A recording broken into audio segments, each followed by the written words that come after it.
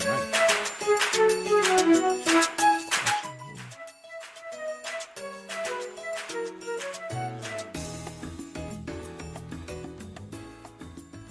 Hello. Let me Hey. ping the Discord? Discord. I never ping the Discord. Ping pong. Howdy, everybody. What up?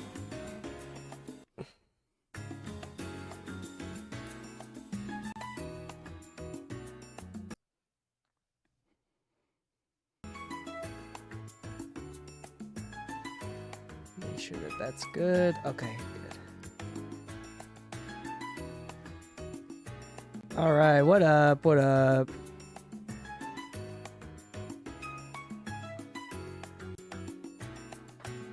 Oh, that would be the one reference.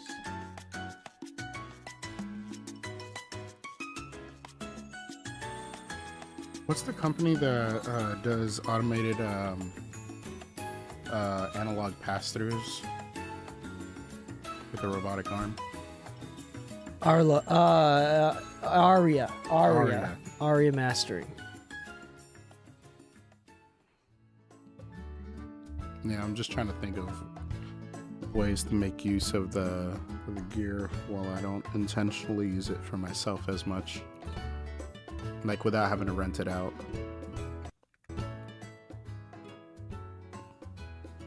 You're gonna try to do like an Aria type thing? I was gonna say that's like really crazy. I mean, I don't doubt that you can do it, but I don't have animatronic arms or automation on that level. Yeah. I was thinking on a local level, maybe just do like, hey, I can run your vocal tree like the classic vocal chain for X price, but the price would have to make sense for the time that it takes. With Bounce Butler, it could actually be done pretty easily, as long as I get specific stems. But that's assuming that everybody sends you specific stems properly every time, and then communication can be minimized. Yeah. By the way, a guy named Matt says, "Hi, Matt Key, Grand Rising. Good morning." Grand upping. Good morning. All right, well, let's get started with this episode. This is a good one, so let's get right into it. Sure.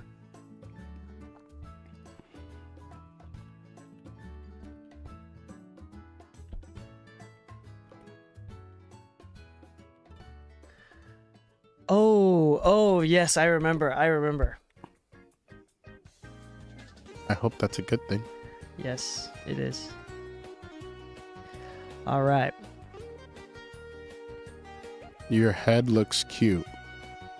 Who the hell are you talking to? It's James. Yeah, What's here up, it is. James? Hello and welcome back to the Mixing Music Podcast. I'm your host, DK, and with me, as always, is my lovely co-host, Loquacious Lou. Wait, loquacious. Remind me, that means someone who expands in further detail without the need to? Or am I getting that overly Just means done? it means you talk a lot. That's Yeah, all it see, there we means. go, and Yeah. I'm doing it actively. We were teasing you at a party and calling Yeah. you loquacious at a party recently. I'll take it. It's accurate. And I was like, hey, that starts with an L. That works really well. Is it teasing or is it commenting when it's accurate? Both. I think it was a form of, we were definitely playing, Yeah. but It was just a little too real. we took it personally. Nah, honestly speaking, it's kind of funny because even I'll visit family, like on my dad's side of the family, and be like, man, you could just wind this guy up and he won't shut up. And I'm like, aw, thanks, guys. I do like that immediately after we said that you start stories 24 hours before the important part of the information. That's exactly what I did. You did it, and after I said it, you're like, okay, I'll skip forward ahead, and could still talk about. What could have started is I was at a club, went from. Like, so me and my friends wanted to go out, It was just funny. but it's Anyway, all about the context. it was just so. It was such good comedic timing. Anyway, Oh yeah. we're gonna. Well, I mean, that's why we do so well with the podcast, is that we're both quite loquacious, right? We're both pretty long-winded. Yeah, unfortunately, as a kid that studied to play trumpet, wind is definitely something you need. So for long-winded things, trumpet playing might be a good help for that. Okay. Just saying, you got to have good breath control. Alrighty. Well, this episode is actually going to be really useful. This is something that I wish I heard when I was learning. You know, this is something that you don't really think about until you climb up the ladder, and then you're like, okay, this might be just a good idea to do.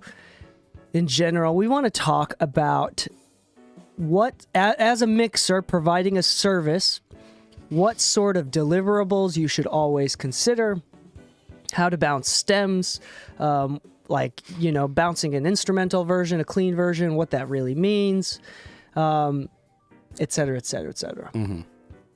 So this is all going to be based around the idea that almost every sync licensing company, for example, wants, you know, an instrumental, a TV mix if there's background vocals like oohs and ahs, non-lyrical vocals. Yeah. And then, you know, they want the stems. Well, it depends on the format exactly that they want, but like, even if you know that this artist isn't asking for that stuff, if you're using some sort of cloud service to upload and back up bounced files, like for example, we use FilePass. Oh yeah. You know, mixingmusicpodcast.com/FilePass. I have a bunch of people using that subscription with that link. That's how Lou and I like keep money from falling between the cracks. You pay a cloud service to deliver files. They can't download the files unless it's paid for. So it's a really great system to do like demo mixes where you can mix something and they only have to pay for it if they like it because they can't download it until it's paid for. So it's actually really... that actually came in handy the other day for something that I forgot I did 2 months ago. Usually, if I work well enough with somebody and it's like, oh, the artist is going to take care of it, but I'm the mixer or whatever, it's like, all right, cool. Listen, I'm just going to go ahead and knock it out for you. That way we just get everything done on time. I'll send it off. And either way, they can't download it until they pay. I didn't know that they hadn't paid yet. I didn't know because I didn't have to keep track of it. I could just send it off and just be like, you know what? When they pay, and they'll get access to their files then. Then I get a call from the guy. He's like, by the way, the song is dropping in 3 days. I'm like, oh, no way. That's cool. And like an hour after that call, I see a payment go through for the master. Nice. And I'm like, oh, I didn't even... When he told me that it was coming out, I thought they already had the master. Yeah, nice, dude. Yeah. Yeah, no, it also, because the website will show you which ones are unpaid or partially paid or whatever. So it's a... It eventually gets buried after so much work. Yeah. For sure. I should actually probably go through it. Yeah. Anyway, so the episode is not about FilePass, but FilePass does help a lot. Shout out to those guys. We use FilePass, so what we do is every time I finish a mix and they approve it, I will always bounce various different types that are required.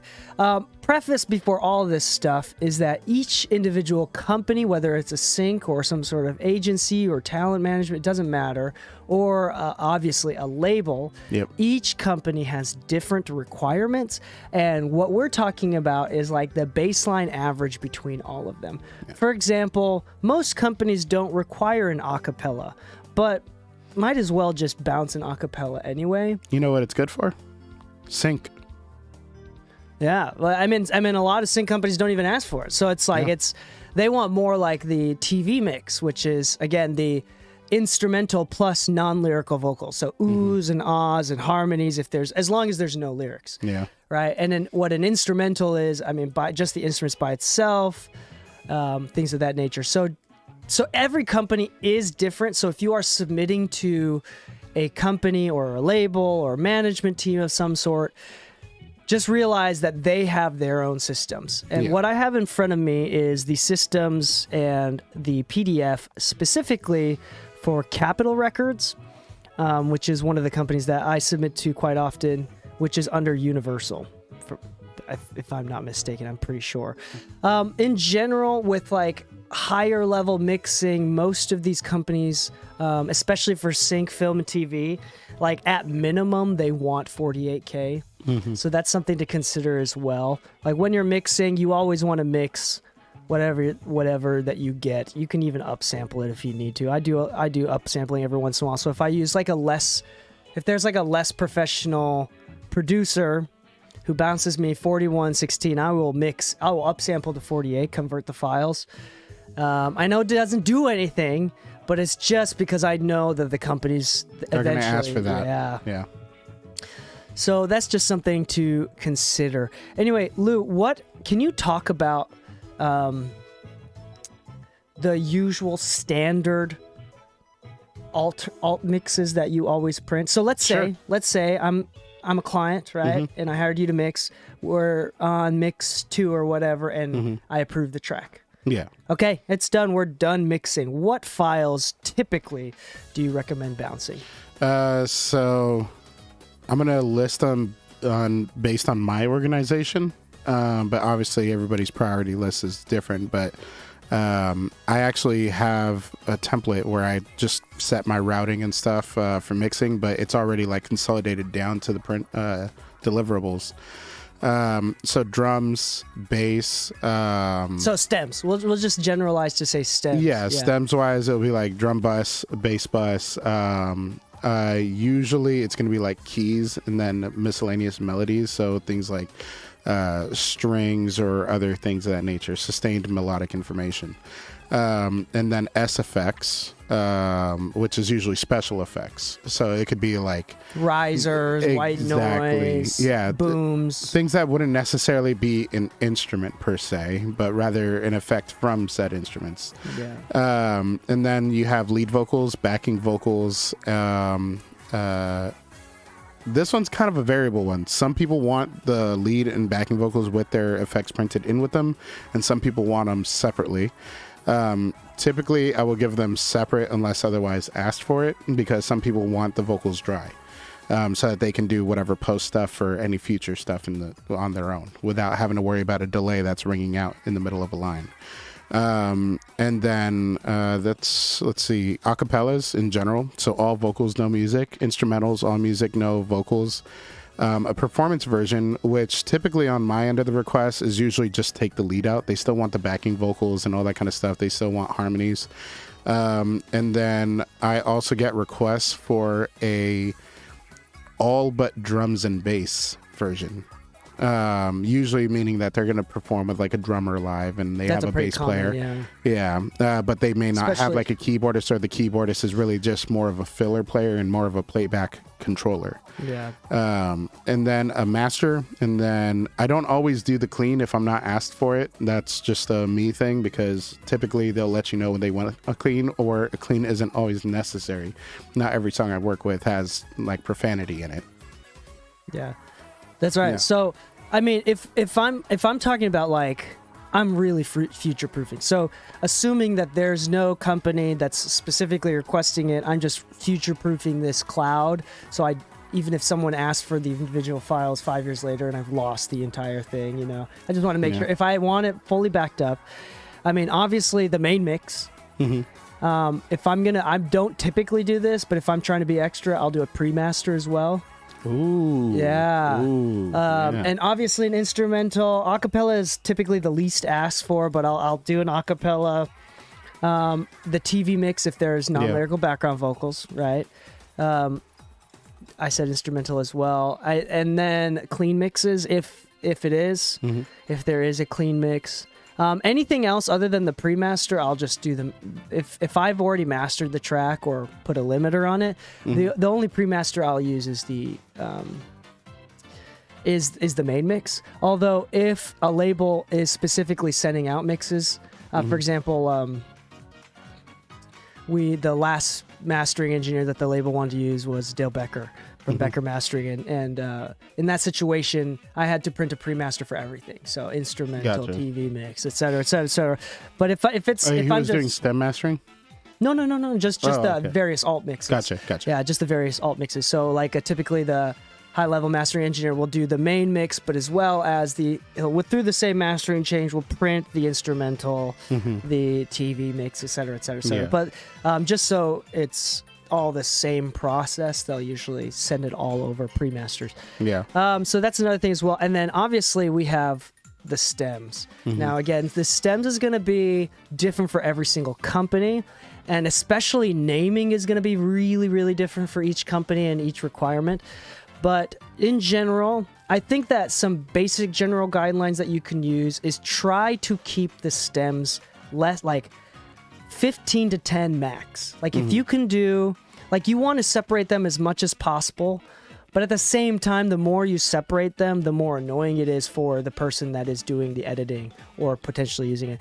So hip hop songs, it's going to be like drums, melodies, vocals, background vocals. And then like a really intricate pop song, like for example, like a Michael Jackson song might be like bass, drum, keys, strings, horns. What else does he use? Percussion. Yeah. Car crashes. I'm just kidding. I don't know. Sound effects. All the Yeah, the just yeah, all those got to be isolated. All those got to be ad libs on a second separate track. Ad libs, background vocals, dubs. You know, whatever you want to do. But like most of the time, most of these companies don't want more than 10 to 15. In fact, I work with a label who's like specifically doesn't want more than like 12. They're like, if it's more than 12, it's too many, and you need to redo it. Because they'll also ask you to print more if you need to. Many companies also specifically, almost always, including Capitol Records, they'll say, we want the regular stem, but like the buses, which, by the way, this is one way of using buses and mixing, right? If you mix top down or have buses while you mix, usually it's really easy to print stems because you already have built your mixing stems by having buses. Like you have a drum bus, you have a bass bus, you have a keys bus, you have a strings bus, right? That's part of it's practical to mix in that sense for printing as well.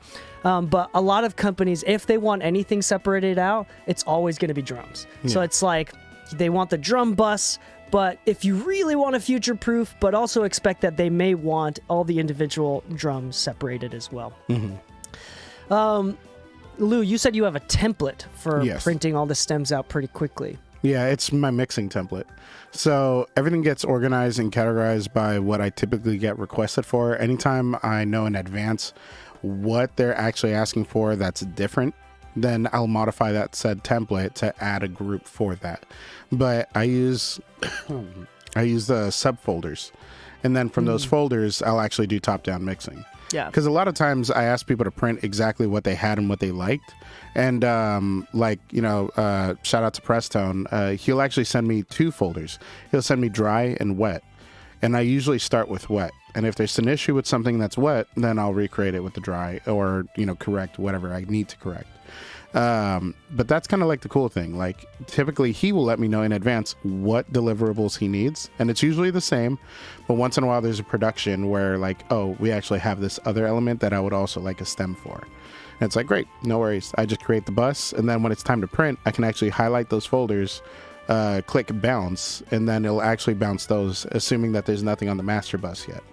But if I want to actually do everything through the actual master bus, I use Bounce Butler, and I just create a separate session file so I can do each bounce individually. Bounce Butler has a free version with like limited capabilities, but it's like a software coding.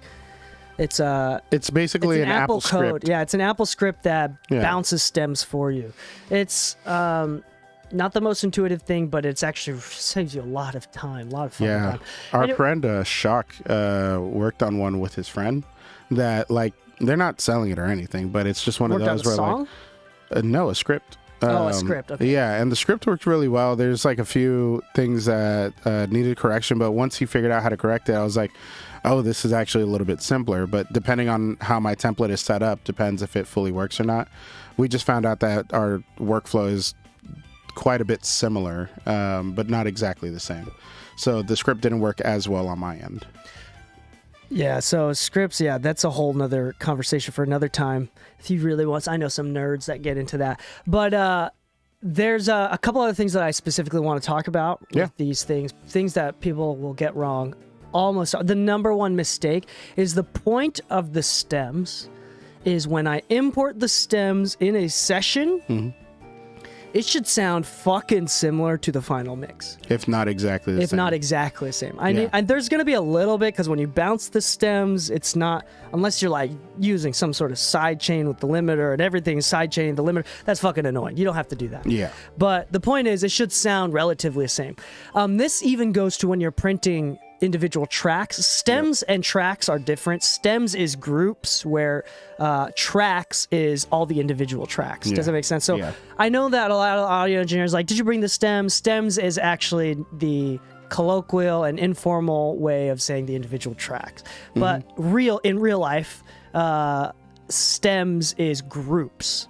Right, so I wanted to be clear about that. Anyway, even when an artist or producer sends me tracks, individual tracks, if the point is, I want it to sound exactly like the mix. So if they send me, here's the rough mix and the individual tracks, if I import the rough mix, I want it to sound basically the same as the rough mix. Yeah. Unless I specifically ask for dry tracks, which I almost never do. Yeah. I almost never do. The only time that we really run into the issue of it not sounding exactly the same is the same reason that some engineers have opted out of heavy bus processing, which is like heavy compression on like the master bus, for instance. It's really hard to recreate that if you're just doing like the backing vocal group. Amen, yeah. You know, because the compression is not going to hit the same, so it's not going to actually, you know, squash or squeeze or hug it the same. And because of that, the only way around that is like what DK said, like the side chaining. Yeah. So on that note, you may find yourself doing less and less mix bus processing, because that's stuff that's not going to come out in the stems. Yeah. Especially with Pro Tools, the only way, if you do a lot of mix bus processing, the only way to get stems to go through that mix bus processing, even if you don't do the sidechain thing, so it's each individual stem you go through, you have to print it like, and especially if you use outboard gear, you have to print it 10 plus times for like one time for each stem that you're bouncing going through the mix bus. But if you don't have anything through your mix bus, what happens on Pro Tools is if you highlight the tracks that you want to bounce, the buses that you want to bounce, it just bounces directly out of that. It doesn't go through the master bus or through any sort of auxes that you've actually like routed it to. It just does the output of that track straight up. So if, for example, if you have like a drum bus that goes to an instrumental bus, which goes to a mix bus, and you have a lot of processing on that instrumental bus, and you have a lot of processing on that mix bus, what happens is that final sound is not gonna, that stem that you bounce, if you want to do it the fast way, right? Shift Option Command on Mac, B, which will bounce the individual tracks that you've highlighted. It won't go through that stuff. It won't sound the same when you bounce the stem. So in order to save time, a lot of engineers will, for practical reasons, for bouncing, they'll just go light on the mix bus or any sort of like instrumental bus or anything like that. I mean, you need to do what you have to do, but I wouldn't go super crazy with that, because if you do need to bounce, it's just going to take a lot longer. Yeah. The most important thing is that the stems should sound similar to, like, together to the final mix. Yeah. Another thing that is really important, this happens all the time, is the stems don't match the length of the final mix. If the final mix is 3 minutes and 41 seconds, the stems better be fucking 3 minutes and 41 seconds, and they better start on the exact same millisecond. I'm just saying, if you're trying to get paid and you're still not using marker locations and things of that nature, because there is one second option on it. There's 3 options when you hit I don't know what it is on a regular keyboard, but enter. This is specific to Pro Tools. I don't know if any other, but other DAWs probably have it, like memory locations. Memory locations, and you can also do region select. Yeah. So you can, like for me, 0.99 point is always my bounce mix, meaning that anytime I bounce the mix, it's always that's a going to line up. 0.99 point is a quick key on the numpad. Yeah, and that's where I always set on my template. That location is always automatically set. And then I can just edit what the end time is, because my mixes always start at the top. I know some people do like 2 bars in or whatever, but mine always start at the top. So when they send me notes, I don't have to subtract time from it. So what I do, this is so simple, you're going to laugh. I mean, I always have the rough mix, right? And if I don't have a rough mix, I'll just do an audio track with a block, like an empty block. I'll create an empty block of just track. And so when I click on it, it highlights, right? Yeah. And so when I bounce the highlighted region, it bounces just within that region. But anyway, most of the time with the rough, what I'll do is I'll match the rough up to the individual tracks or the stems, right? and I'll match it up so it's the first hit is exactly the same sample. And then if I do additional fade outs or anything out, I'll cut the demo to be exactly that original demo that's at the top. I'll cut it to be the exact length of the bounce, and I will use that as a consistent measuring. So instead of doing memory locations, I'll just have an audio block where I can just click on that, and it'll automatically highlight that region. That's actually pretty smart. I like that. So instead, I only use memory locations for. So that's just another way too. And if you need more, like they wanted to copy and paste some sections and make it a little bit longer, and the rough mix doesn't have it. If you highlight that region, and then go beyond it, and then right click, hit group, it extends the audio block. So then I just use that as the main reference. So every time I want to bounce something, I just highlight it, and then I go semicolon, semicolon, which is down. If I need to go down, right, then I'll just use P or semicolon. P to go up, semicolon to go down. Yeah. No. So it's just I use that basis. So every time I bounce, I have the same exact highlighted region. So remember how I told you I was considering getting one of the macro keyboards that you showed me that's like a numeric pad for the side? Yeah. So a friend of mine apparently does that. One? Yeah. So a friend of mine apparently does that, but he does it for memory locations. Oh, that's And so each macro is actually the macro number. Oh, and it goes, and then when he holds option, it does the next layer. So 1 would be 10, 2 would be 11 or so. But it goes 0 to 9, but 0 normally is play, but he set that one as his bounce range.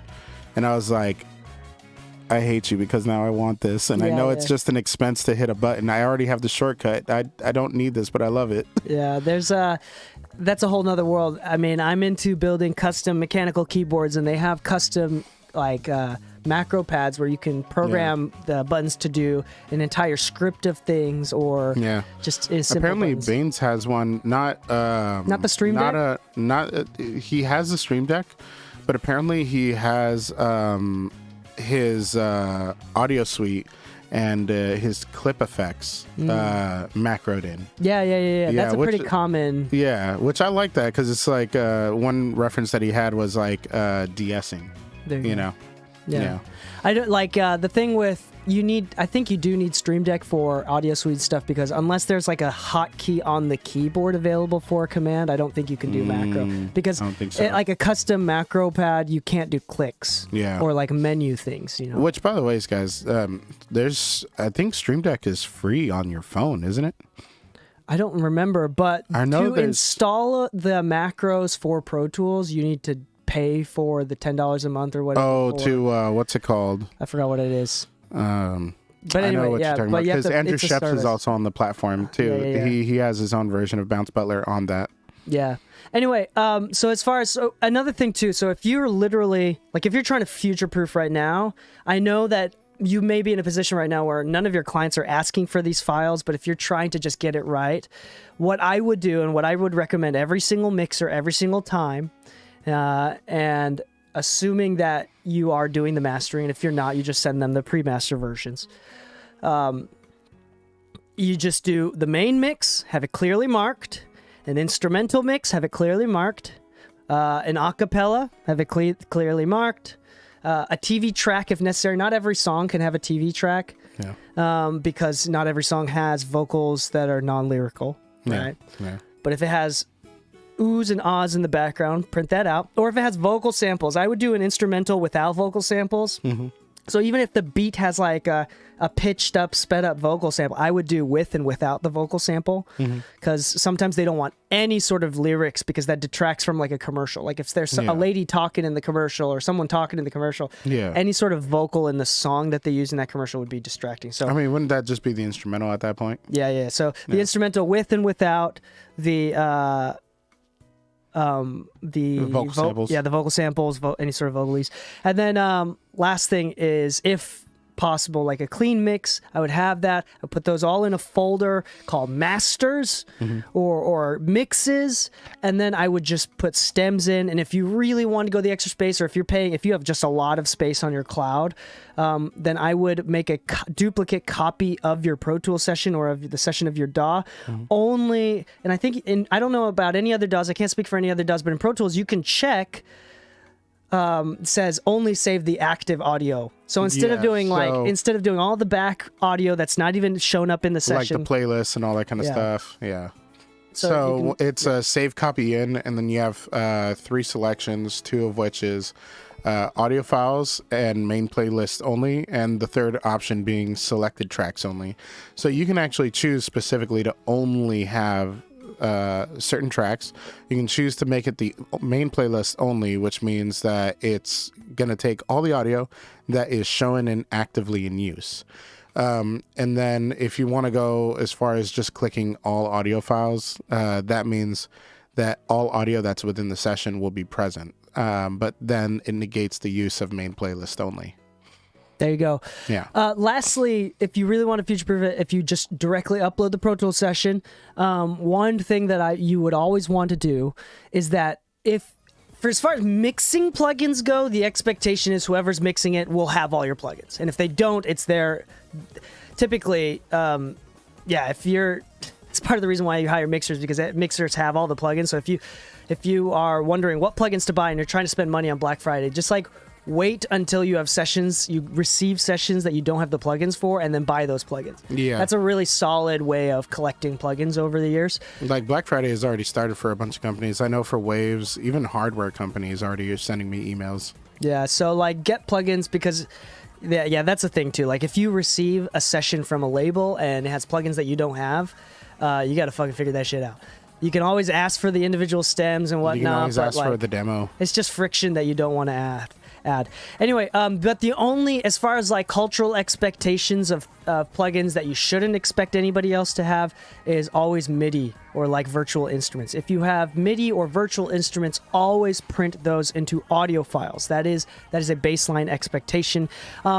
And lastly, for individual tracks, even if you're just sending out the Pro Tools session, especially obviously for stems and the other alternate mixes, naming the files is super important. Naming the my tracks. God, I is it swear on my important. life, if I see an audio 23, Yeah. audio 24, you are, A bounce _1, bounce _2. yeah, you need to, that is, you belong to a certain level of hell. Yeah, that's why recently, like, I've been doing a lot of work with Preston recently, which is why I bring him up, just because he's top of mind. But it's really fun because he goes out of his way to even name the track, the song, the tempo, and the key of every stem. And I'm like, that's very redundant because you could have sent me like 2 of those bits of info on the track title. But no matter what stem I'm looking at the very least, like I know what key, what tempo we're in, everything. But at no point do I ever see like audio _1. Like anytime he sends me notes, he knows what track, what the title of that track was, and I can go right to that track. Yeah. Yeah. Dude, using notes in the Pro Tools. Oh my in Pro God, Tools, yes. Like if you have, like, if you're sending a session to, like, if you're a tracking engineer sending a session Yeah. to a mixing engineer, Yeah. feel free to use those notes and to say, like, hey, we had issues with this one. That's why you see this is a different color, or like whatever. Yep. Like, feel free to leave notes in. That's actually really, Yeah. really helpful. It's extremely setting each other helpful. up for success. Yeah. Not only that, but have you seen individual track markers are now a thing? Oh, yeah. Yeah, I love that. I love it so much because I've been wanting that for years. I've been like Cubase had that. In Pro Tools. Yeah. Finally getting features that every DAW already has. 10 years ago. Yeah. I will say, though, that as far as like the file naming and stem file naming, every company is slightly different. So just if you Yeah. are, I mean, just make it super clear: song name _ artist name _ mix type, at the very minimum, and then like artist _ song name _ if it's a stem, you might even include tempo _ Yeah. the stem description, bass stem, whatever. Yeah. Just like make it, as long as it's clearly marked, that even if you have to go back and grab them 10 years later, just as long as they're clearly marked, you may have to rename them for each individual time that you send it out to various different management companies anyway. So Yeah. at the very least, we just haven't done an episode about alt bounces, and that's just something that I wish I did from the beginning. Because at the beginning, I would only give them the final mix, and like 3 years later, when the artist is finally getting professional enough to give their entire portfolio to a management company, the management company's asking for stems. I'm like, I don't even have the hard drive. I don't even know where to look. Yeah. And Yeah. I'm like, I wish I had those Yeah. bounced and backed up, or at least like I sent it to them for them to download, so they had backups of that. What was good is so anytime I'm doing DDP encoding, which for anybody that doesn't know, DDP encoding is when you actually encode like The UPC metadata, codes. the metadata behind the audio file. You want to be doing this if you're not going through a streaming platform to get your ISRC codes, or you want better control of how you're choosing to release the music. You want to do your own coding. It just makes it easier versus like, oh, well, the version of the song that has the code embedded in it is only on streaming platforms. I actually don't have a master file with the ISRC codes and stuff like that. And that becomes an issue when you're sending files directly out for like playlisting on like radio stations and things like that. But I had a client call me this weekend saying, hey, this Christmas song is coming out. And I wouldn't say it's like, oh my God, it's a big one. It's not like Chris Brown, but for me, it's a big one because it's one of my favorite celebrities since I was growing up that I got to work on this one with. And they actually came and recorded it at the studio. So like for me, this is kind of a special Christmas one. Yeah. But he asked me a very specific question. He's like, hey, do you have the ISRC codes to the song? And I'm like, let me double check. And I was at the gym. And by having a shortcut on my phone for FilePass, I was able to actually go on to FilePass, look at the zip file that I had uploaded of the DDP session, and in there was the PQ sheet. And the PQ sheet shows you all the ISRC codes and metadata for every song that you coded. Once again, even if it's just the stems or just little bits of info that they're asking you and paying you for, you should have a backup of that. Yeah. Because that is what made the difference between them getting it to the radio station that night by deadline or not. And if you're not able to help them get to deadline, even on a short notice, it's not your fault that they're asking you for this at last minute. I understand that. But you are that much more of their friend and hero when you're able to. It's a really easy way to win them over, just by being prepared. It's once again going above and beyond without noticing it at first. It's an industry filled with underprepared creatives. And if you can be the one solid foundation, the pillar of hope that is always overly prepared, that will really, really help you out. Oh, yeah. In situations, and honestly will get you gigs more than you can understand. But as far as ISRC codes, I want to be very brief about that. As far as I understand, it is the publisher's job to provide the ISRC code. So when, typically speaking, it is the mastering engineer's job to encode the metadata into the final masters. But that's typically not taken care of by the mastering engineer anymore. It's usually taken care of by the distributor. So when you go to DistroKid, by the way, mixingmusicpodcast.com/DistroKid, if you're trying to get a discount off of your yearly subscription there. If you go to DistroKid and they want to submit music, they will ask you if you already have an ISRC code. Most people don't. Yeah. Most people don't. If you are a label and you are the publisher, you may register to get your own ISRC codes. ISRC.com. Yeah, or whatever. Yeah, is that what it is? I don't remember. You can get it. And I think I have my own ISRC codes too that I haven't used in a while. Yeah, I think they give you like 100,000 on your order. Yeah, and you have to do you have to register a new one. Yeah. I think like they give you like a PDF of which ones you use and you cross them off as you use them. Per registration, I think is like $25. I don't remember what it is. Anyway, so it's like, if the label is going to send you this IRC codes or the metadata to encode into the bounce, that's typically the master engineer's job, and that could be done in software outside. I don't think Pro Tools does encoding. No, you can use things like Waves Labs, which is made by the same creators as Nuendo and Cubase. You can do it in DDP Creator by Sonorous. Yeah, it's a separate Hofa software. has another cheap one, and they also have a free one that's kind of limited in what it can do, but Hofa, Sonorous, and Waves Lab would be the top three that I see in the industry. For like the older heads, you know how like when you had MP3s that were like really high quality, on your MP3 player, it would show the image of the album, album image. It would show you the song name and the album name, the composer, all the like this. That's the metadata behind the MP3 or the WAV file. Which, by the way, is for anybody that does do DDP creation, which I don't know how many of y'all do, but the cheat code to crediting people that wouldn't normally pop up in the liner notes is the comments section. Because if you go on your computer and you get more info, comments pop up. And so I make sure every mixing, mastering, and any kind of engineers that are included on the production are mentioned in the comments, just to make sure that they actually pop up outside of like, oh, well, they're not a composer, they're not an artist, they're not a performer. I've never done that a single time. Yeah. Maybe I should. But that being said, like, there's no easy way to do that in Pro Tools. Not in Pro most Tools. DAWs, In just Wavelab, Sonorous, and Hofa. Hofa being the cheapest at like, think at like $60. Sonorous being the most expensive because it's only DDP creation at like $600, $700. By the way, anybody listening right now, that's not something that we recommend you do. Like, if you have access to do that, that's like a cool bonus thing. But don't feel like you're missing out. If you get paid to do it, then great.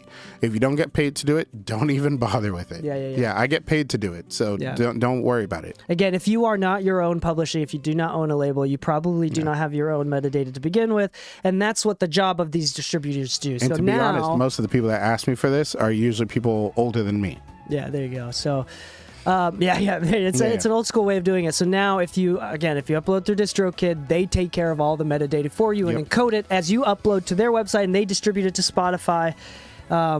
They take care of putting in the information that you typed onto their website into the encoding of the final file that they upload. So don't worry about that.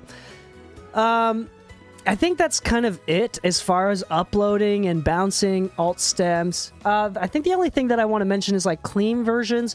Just double check. They rarely ever need it, but sometimes, and this is only if they're like really explicit about it, there's a difference between a clean and a squeaky clean. Sometimes they ask for a squeaky clean. Sometimes. I think I've only been asked once in my entire... I think the squeaky clean is specifically for TV.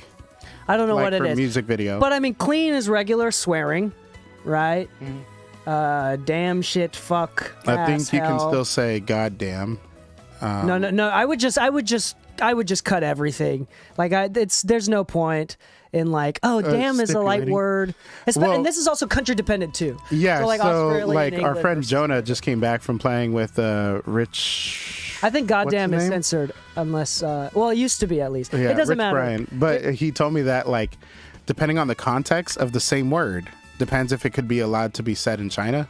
So the same word is allowed and not allowed depending on the context of the phrasing. I would if you're gonna have to bounce just one version, I would just steer clear of keeping all of even the low swear words. I would just bounce those out because like nobody's gonna listen to the clean version anyway, and the ones that are they probably don't want to hear anything. Anyway, so then there's the hyper clean version. Usually like squeaky cleans or hyper clean versions, they want to take out any sort of references to like drinking or smoking. So if there's like, we're getting drunk they want you to take out drunk. They want to say, we're getting crunk on a... Yeah, whatever. No, I've had to do the vocal replacement mixes as well, where they send me A version and Clee version. Yeah, if they do vocal replacements, they will send that to you beforehand so you know what's going on. Yeah. Like, to be honest, 4 out of 5, 9 out of 10 times, they just want you to just mute it. And you can always do like the verify or like the tape stops and starts. You can always do that sort of stuff. But honestly, at the bare minimum, just mute it. Yeah, sometimes those like effects are more distracting than they're supposed to be. Yeah, just mute it. You don't want like it's not that important.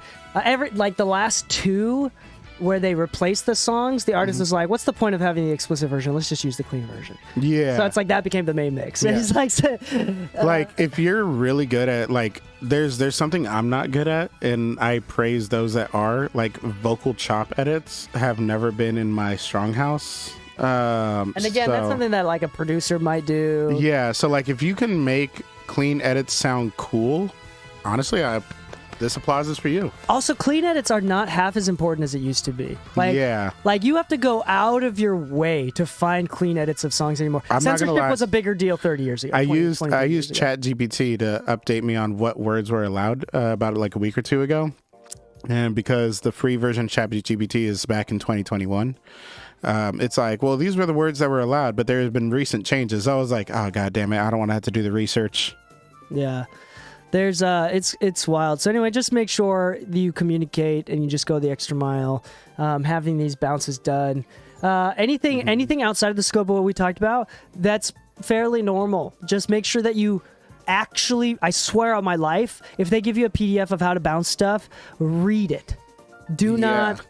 I don't care if you're the dumbest human being on planet Earth. You got to read that shit, and you got to be really precise. Honestly speaking, if somebody's paying you to do something and you decide to ignore part of the work, should they pay you full rate, or should you just not get paid at all? Like, honestly speaking, I will like, say that anybody who does that even once, like if that's something that you like slip up on every once in a while, you're probably not going to do well. So yeah, it's just not even worth it. like it's literally written down for you. Yeah, I don't know how much more direct it can be. If hiring you as a mixer creates more friction because you're annoying or you have a bunch of ego or whatever like that, there's no reason to hire you. So anyway, so just again, the point is to remove friction, to be easy to work with, and to do things right the first time. And if you fuck up, just say, you know what, let me fix that. If there seems to be some tension that you're unaware of, just always give the constant reminder of, hey, I'm here to work with you, so just let me know what we need to do and let's get it done. Yeah, I will say though, as professionals, as a professional, I don't fuck up.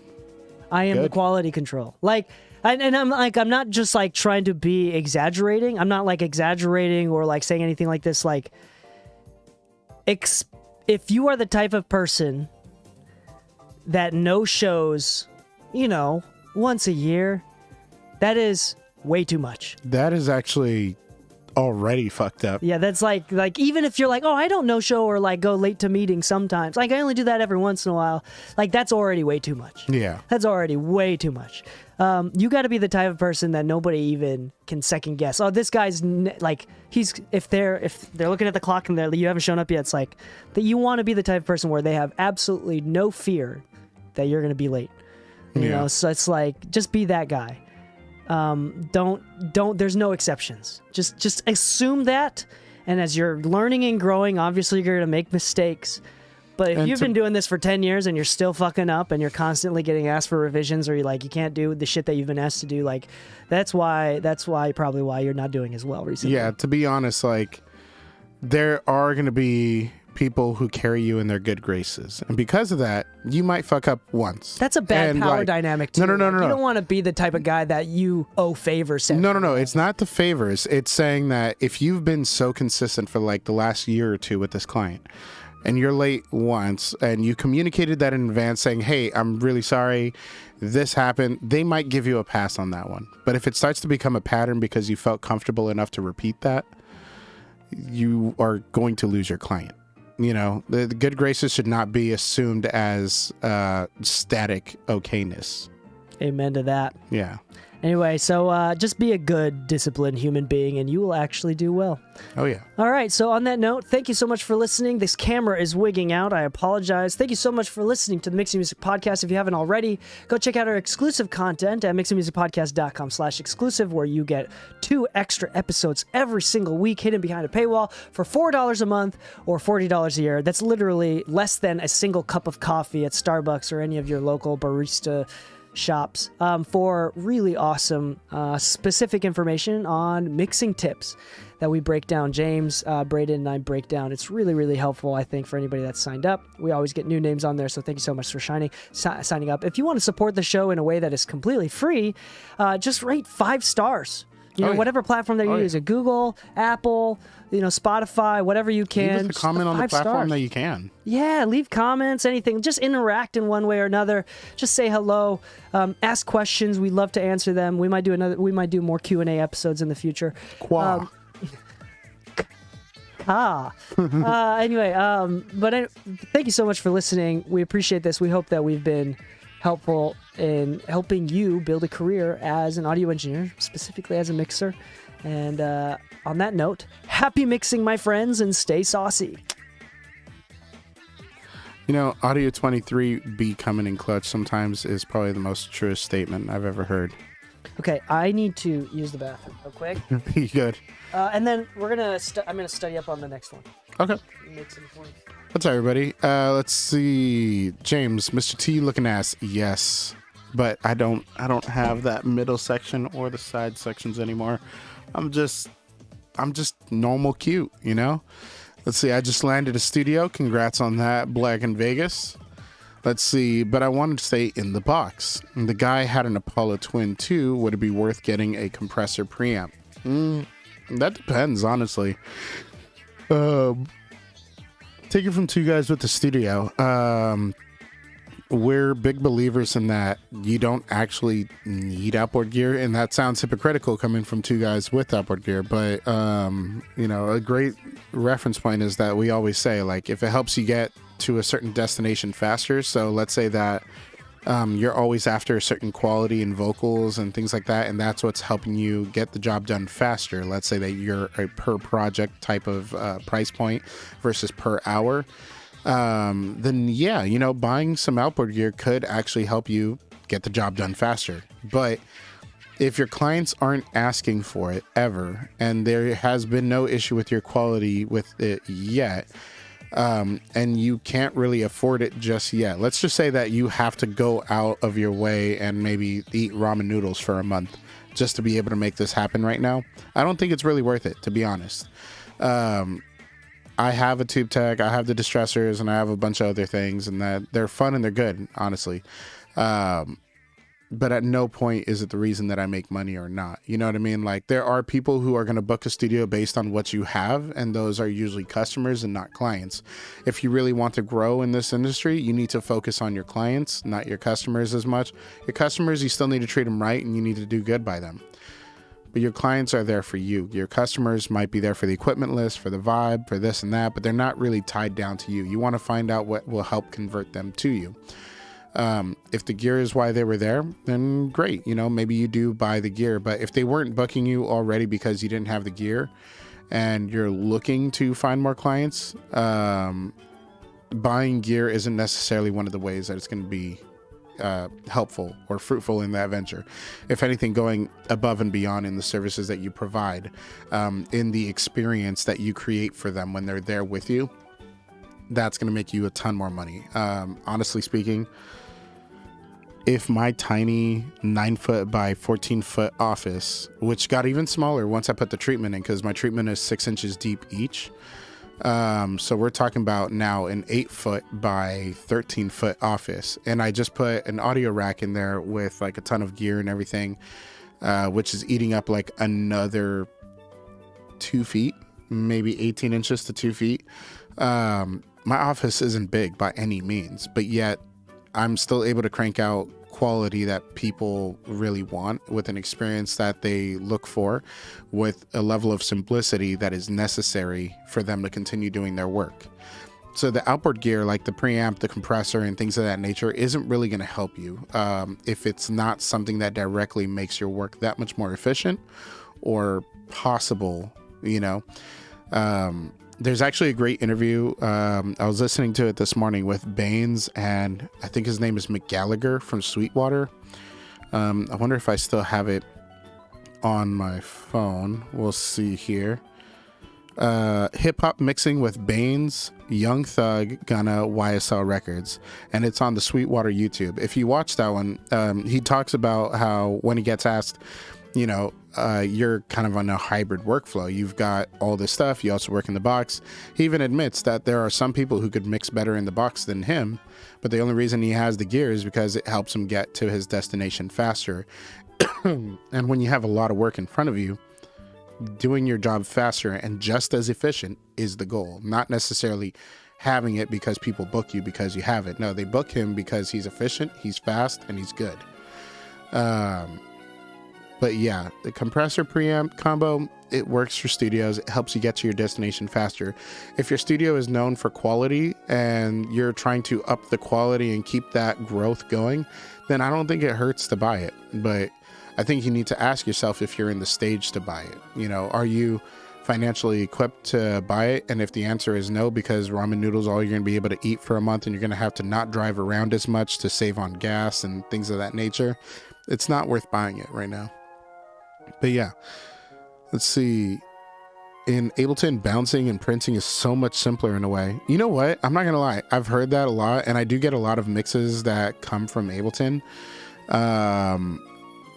Only thing I'm not a fan of is the bus print of I guess like the effects bus, because sometimes that effects bus isn't really labeled as like this, like the lead vocals reverb or the snare vocal reverb, because I think you're limited to 4 buses. This could have changed recently, but I'm not 100% sure. But if that's still the case, that's the only downside, because like when you're printing effects with like Pro Tools, Logic, and all that, you have a virtually limitless amount of buses that you can use. Obviously, you can hit a limit. I'm sure that there is one. If they've removed that limit in recent years, then that may be the case. But with Ableton, I think you're only limited to 4 buses. I mean, correct me if I'm wrong, but I think that's kind of what's going on. But yeah, honestly speaking, there's a lot of DAWs that kind of work better than Pro Tools by a long shot. It's just that Pro Tools has been around for so long that people just know it. To the point where, like, I'm not going to lie, in certain parts of the industry, you do see people who look at you differently when you use a different one. I don't think that's necessarily an indicator if you're doing good or bad. But I think more than anything, like, some people build confidence, and maybe that's why you want to buy gear Black in Vegas. Because some people just see something and it builds a sense of confidence in them right away. Pro Tools is one of those. A Tube Tech is one of those. A 1073 is one of those. To be honest, I don't think that Pro Tools 1073s or Tube Techs are necessarily the best in class for each one. I think Pro Tools is arguably best in class for how seamlessly it works in every studio and how it's designed to work in a way that's built on a professional capacity. But honestly, I've seen some amazing things come from Logic. In fact, I mixed an entire album in Logic and found a lot of things that actually work really well in Logic. In fact, there's, like, for instance, like just being able to highlight the tracks and then move them down or up or pan them, or add a plugin in unison just by highlighting the tracks. You don't have to group them. You don't have to do like a shortcut. It works so well that I really considered switching over to Logic. But there were also things that Logic couldn't do that Pro Tools could do. When I first started, I was actually in Cubase. And I actually really enjoyed Cubase. It actually was very intuitive. It already had folders and everything. So like back in, 2010, like the Pro Tools I have now, Cubase already was, you know what I mean? But somehow I lost my Cubase license, and it just, I switched over to Pro Tools from there. The short hair actually looks good. Thank you, DK. But yeah, it's one of those where, honestly speaking, each DAW has its kind of, I guess you could say, strengths. It's really cool. But yeah, honestly speaking, one of the DAWs I think a lot of people should actually give it a shot is Mixbus 32. If you guys haven't checked that out, I wonder. It's the Harrison company who actually makes the Harrison consoles. Let me see, Harrison Mixbus 32. I've seen a lot of mixers give it a shot and then they end up like raving about it, which is kind of comedic because it's such a simple DAW. KVR audio, feature. Yeah, so it basically looks like an actual console. I wonder if I can actually get this to open up full sized. Let's see. Here we go. I don't know if you guys can see that. I don't think it'll focus all that great. But if you look up a Mixbus 32C, the DAW, it is interestingly great for mixing, but not for much else. Like, it's not something I would necessarily like do a full tracking session in right away unless you spent some time in front of it. Yeah. Dude, I think I broke my stomach. Did you like fall down and shatter it? Nah, I might be lactose. I might be lactose. No way. Yeah, because I've been getting the expensive milk, which tastes really good. So because of that, I've just been drinking more milk. Yeah. And I think you need Lactaid, my friend. I don't know, dude. There's but I've always had issues. Like I can't tell if my metabolism is too good. But like food just goes straight through me. That's a sign of a good metabolism. A fast metabolism would process food faster. It'd break it down at the very least. It just seems like yours is just shredding it. All right, keep ranting. I'm preparing the next episode. Okay, cool. So DK's wearing a hat that says KD. That's our friend Kid Dami. And me and DK might actually become cards, like trading cards that actually get graded through a grading company, which is kind of hilariously cool. Because on my end, between the two of us, I'm the only one with actual like graded trading cards or trading cards for that notion. So to see DK in one is going to be kind of hilarious because we'll be like, oh, look at that. DK got encapsulated on my shelf anyways. It's going to be one of those like Black Mirror episodes. But yeah, no. Man. But yeah, I don't know. What's something going on at the studio? Honestly speaking, like I've been considering some new monitors, and I might try the Genelex out. You said that you've liked those every time you've installed them, right? Yeah, every time I install them, I always get impressed after their calibration. And what I like is that you can infinitely calibrate it if you really wanted to. You can put the room dimensions, ceiling heights, everything. So you can actually put multiple, factors into its program. And then it takes those into consideration when it actually does the calibration. And somebody recently told me, I think it was James or maybe Nareg, that told me that I guess one of their teachers at the school that they had Genelex at is like, I don't like Genelex. The top end is way too accurate. And I was like, that's quite the compliment and reason not to like something. Like, but no, Genelex have that ATC feel without the ATC price point, but it also, I'm not big on saying that everything needs to be name brand and as popular. Obviously it bodes confidence, but if it does the ATC thing and that's what you're after, why not just get the ATCs? You know what I mean? So I'm having like this like moment of like, do I buy a used pair at a good enough price to where I can resell them for the same exact price, if not more, and just try them out in my room for a while? Or do I just bite the bullet and just go ATC straight out the gate? That's one I'm trying to figure out. I don't know. Anybody that's actually watching right now, like what's the monitors you've been trying out or looking at? I know a lot of people got into the head stuff in recent years. I haven't tried the head stuff yet, like the HDT, I think it's like 25 Mark II, I think is the model, which is like their three-way design. I do want to hear the Amphion three-ways, but I think they might be too big for my space. Because I think your space, DK, I think yours is like, I want to say like 12 by 15? Including the length of the door frame.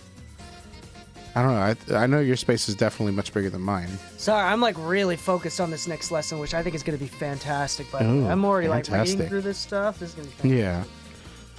No, but there's a bunch of monitors that I've been considering lately. So there's the Amphions, ATCs, and stuff like that.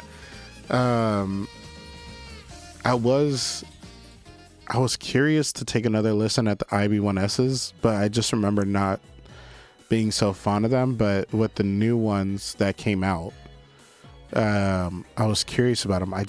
Something about them, I just don't like the way they look. It looks like a weird square, a weird cube to me. And I think that alone just kind of bothers me a little bit. I don't know. All right, I'm almost done. Let's see. Is anybody a fan of Pokemon?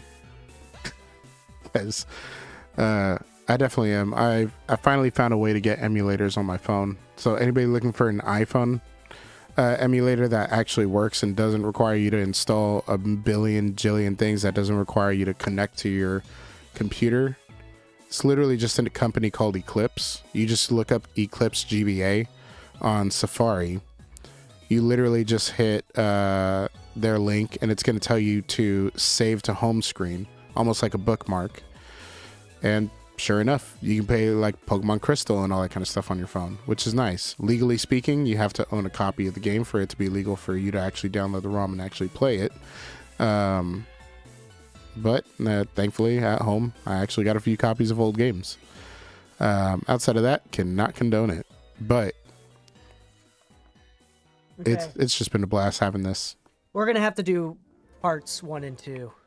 We're gonna have There's to do too many things. Yeah, there's too many things, and they're all really good. So anyway, let's start recording. Is that chill? Yeah, let's do it. I think I've rambled off aimlessly enough. No, dude, it was awesome. How could you tell? Loquacious Lou. It's the one skill set that nobody wants, but actually kind of comes in handy. All right, this is actually going to be a really, really interesting episode. Very useful episode, but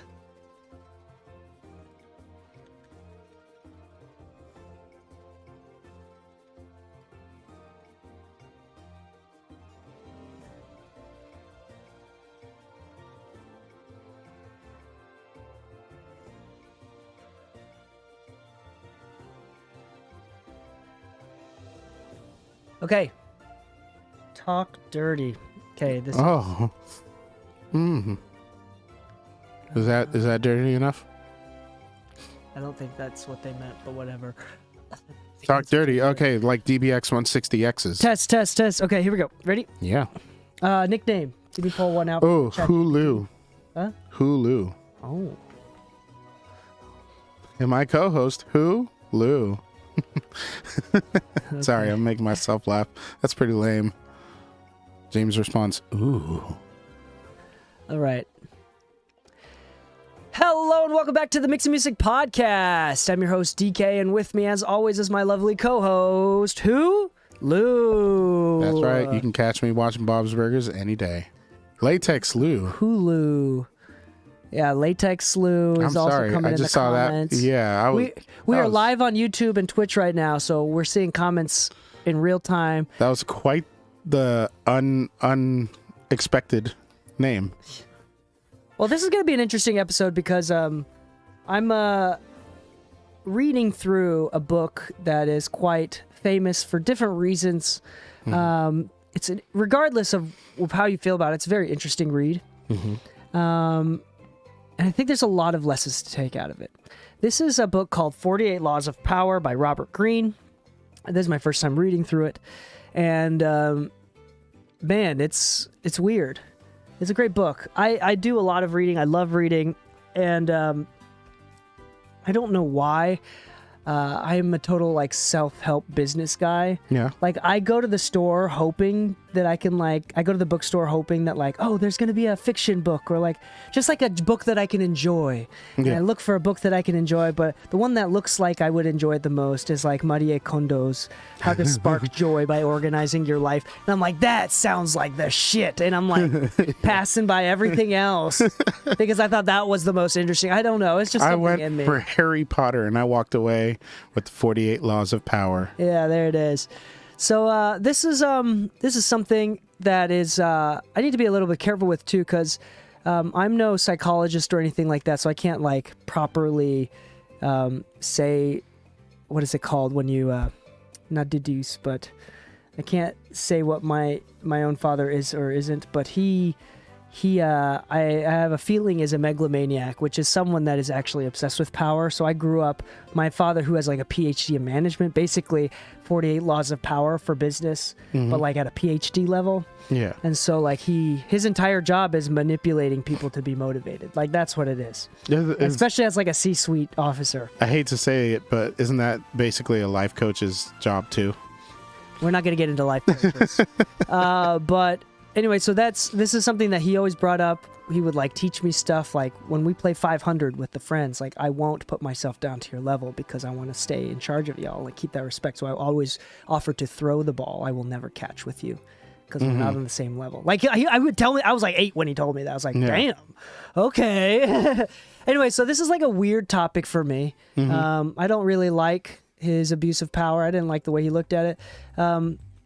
But there's a few laws in this book, and we're going to do 2 parts in this because we're going to skip over most of them.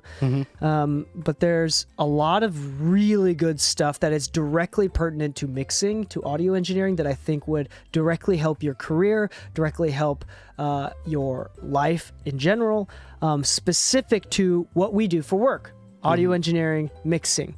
So let's define quickly what it is that we do. And Lou, after I explain each law, I want you to come up with an anecdote or a story of like how it worked. Like this is Sure. one way that or you may be surprised and you're like, oh, I didn't think about that, but yeah, that's true, you know? Yeah, there's one you mentioned earlier where you mentioned it may not relate, but I believe it does. What's that? If you destroy your someone, enemy. destroy them completely. I'm Yeah, not that's gonna lie, really- that one does relate, but I'll leave that towards the end because Holy cow. because there's a bonus one. I'm too much of a optimist to think of anything too negatively right away. I like to find the brighter side of things usually first before I resort to the negative side of things. But there is a positive side to that for a mixer. Yeah. Well, this book is basically 48 rules using anecdotes from history of 48 laws that people should use to maintain power.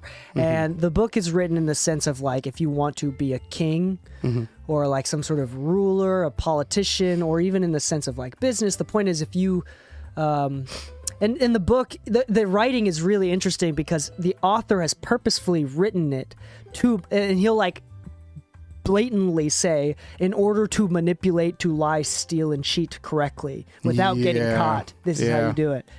And it's like, it's really interesting because like the book to a certain degree can feel relatively like Manipulative? not evil, but like can be easily used incorrectly.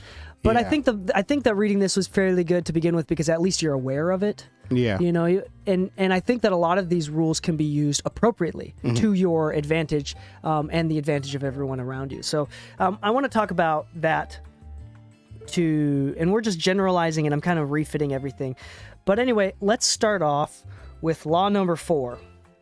Always say less than necessary. And each law has like a little paragraph to summarize it. So I'm going to summarize it and then I'm going to talk about how it applies to our field and our career. And I want you to talk about some personal stories potentially. Sure. And we're going to start off with the hard-hitting one that we both need.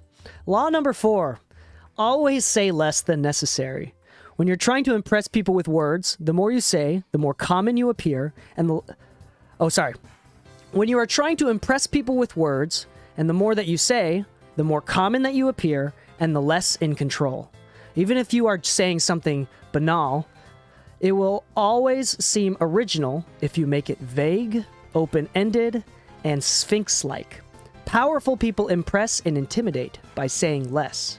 The more you say, the more likely you are to say something foolish. Yeah, that makes sense. And in the book, in the book, it talks about how a lot of people want to talk or like explain themselves, or they want to feel understood. That's like an insecurity that a lot of people have. So people overtalk. The reason why I bring this up is I find, especially with mixing, is that if you over-explain or defend yourself, like, hey, this mix, you just come up with excuses. Like, like every open mic night, the musician gets up on stage like, I'm sick and I've been having a bad week, but here's this song, like the kind of like, that makes you look so weak. Yeah. And the thing is, as a mixer, if you are like defending yourself before any accusations comes, or if you're over-explaining, or that seems like you don't have confidence in yourself. It seems like you don't know what you're doing, that you have less confidence in yourself. So in turn, that kind of does not break down the wall of trust. That is always the barrier between the mixer and the client. Yeah. I would recommend, even if you are feeling insecure about this mix, or this mix is not turning out the way that you typically like it, or like you're not exactly sure if they wanted less bass or more bass, I would actually recommend just sending it out and see how they react. Like, don't preemptively say anything. Just like, hey, be super normal with it. Say less. Don't over-explain. And you may find out. And dude, most of the time for me, whenever I do that, it turns out that I was completely in my head, that it was totally fine, and that they may wanted a change in the direction that I thought that they may wanted, but it wasn't a big deal as much as I thought it would be to me. So the way I can actually relate to that one, honestly, is more in the last year. I've stopped telling people what I've done to a mix or not done to a mix, even if it's in the revision request. Reason being is that it's true what it says, that like sometimes you might actually be looking at like sending out a file and you say, hey, I saw your revisions, but the thing about the bass, like I couldn't really do this, I couldn't really do that. So I tried doing this, I tried doing that. Let me know how you feel. And now because like you're second guessing it, the artist is second guessing it. The manager is second guessing it, like, oh, so this wasn't like something that's in your wheelhouse. Like this doesn't feel like something that you could have handled.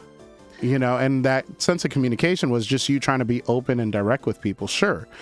But you've divulged information that could be misconstrued. So sometimes saying less actually makes it a lot better for you. So more than anything, I just tell people like, sure, not a problem. Let me take care of that for you. And I'll do as much as I can, as best as I can, because obviously we're here to do our best, right?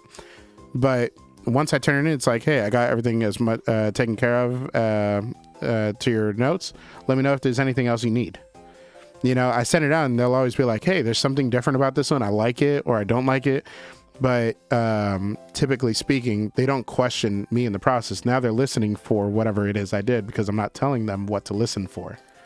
Yeah. So honestly speaking, saying less, especially in a professional setting, makes you feel like you're confident, make you look like you're in control. And honestly, as an artist, they want to feel that you know what you're doing more than know that you know what you are Exactly. doing. Does that make sense? It's like, I want a barber who's kind of like delusionally confident in his skill at cutting hair. And that makes me feel good. That makes me like, it removes worry and stress from like, the thing that is difficult, which is to entrust somebody else with an important part of my process. Yeah. If somebody tells me like, hey, this is my goal, and it's something I haven't really necessarily mastered before, I know I'm confident in myself enough to be able to handle it and this and that, but I'm also not trying to tell people like, well, I haven't really mastered that before and instantly destroy that level of confidence that they had with me. They showed up to you. Yeah, we've never done this before. Yeah. Like, I've never done this. That's not something that you want to say. It's okay that you've never done it before. Don't say that out loud. But there's also a difference between the type of person that goes, figures it out, and learns a new skill versus those that just turn it away because they're kind of in the moment of like, you know what? I don't know what they're doing. Now, I'm not saying become a mechanic overnight. I'm not saying that. But if somebody says, hey, can you do the vocal edits for me? And can you do this delay at this tempo? But you've never tempo synced a delay before. That's probably something you should learn how to do. Yeah. But you might shoot yourself in the foot by vocalizing, oh, I did it, but I wasn't super sure how to do it. So let me know if it sounds right to you. Because now they don't know if you even programmed it right or not. It could be right, but now they're questioning you. Now, the reversal of that is to lie. For example, if you are trying to sell a broken piece of gear and you don't disclose that it's broken because you're trying to say less, that is lying, that's dishonest, that will hurt you. So there's a difference between not disclosing everything to appear stronger or to appear more confident and to not disclose anything because you're hiding something. Yeah. Does that make sense? You're not hiding anything. You're just, you just don't need to say as much. Sometimes. That's it. That's literally what it comes down to. So we're going to move on to the next law, which is law number 5, I think is, this is a really good one. This is something that we touched on the last episode that I think we can bring up again and redisclose. Law number 5, so much depends on reputation. Guard it with your life. Reputation is the cornerstone of power. Through reputation alone, you can intimidate and win. Once it slips, however, you are vulnerable and will be attacked on all sides. Make your reputation unassailable. Always be alert to potential attacks and thwart them before they happen. Meanwhile, learn to destroy your enemies by opening holes in their own reputation. Okay, that's not as... Then stand aside and let public opinion hang them. Okay, so...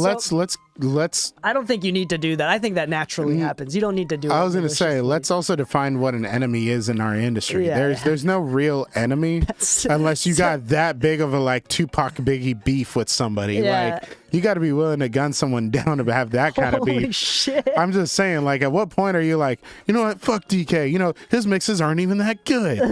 Yeah, you know what, I don't even like that guy. It's you got to really not like somebody to like intently go after their character. Again, that's like the brutality of this book, so we're going to kind of tone it down. But one thing that we mentioned at the very end of the last podcast episode, if you listen to it, is we talked about how if you are the type of person to miss meetings once a year, or if you're the type of person that messes up and doesn't quality control and you send the wrong stems or like you don't send the files appropriately or in the format that they ask for. You didn't read through the delivery instructions of the files and how they want their name. Like if you mess up once or twice a year, that's way too much. That is way too much. Like you may be thinking that you're the boss because you only mess up or you only show up late to meetings once or twice, like maybe a once every few months. That is way too much. Yeah. And so what we're trying to do is that in a world and in an industry that is quite frankly, heavily dependent on reputation, the one thing that I see is valued more and more the higher up the ladder we go is the reputation of work ethic. Yeah. This is insane. Like, managers don't want to work with engineers who talk way too much, have to explain, that they have to continually quality check, have to continually follow up with. Artists don't want to hire engineers that they have to completely remind and like, did you forget about me? Or do I have to do this? Hey, you sent me this revision that I asked for, but it's wrong. You didn't even do the right, it's cut off. The ending is cut off. Yeah. Dude, you set an appointment for 2 p.m. for a Zoom meeting and you're showing up 2:10. Like, it's small things, but these small things kind of definitely impact your reputation. And as the book says, you got to protect your reputation with your life. And this is something that I think is directly correlated to the music industry. Literally, I'm not saying, what I don't want to do is incite fear and say, like, you fucked up once, that's going to hurt you. But quite frankly, I mean, if I'm going to be completely honest, you offend one person, one person that's important, right? Or, word travels fast. Yeah, word travels fast. They may ruin your fucking career. So how many times have I said it in the past that bad news travels 10 times faster in order to negate Humans that one issue that you created? Even if you didn't intentionally create it, one issue could travel 10 times further than one good thing you did. You're going to have to do 20 good things to negate that one, and that's not even a ratio you want to rely on. Like, you could do 1,000,000 good things, but let's put any artist or any celebrity in the limelight where they did something great for years and years and years. Then one little tabloid comes out and it's like, whoa, who is this person? Now they're poking and prying their entire life. Yeah. So again, like, as a mixer, as an audio engineer, I think more people should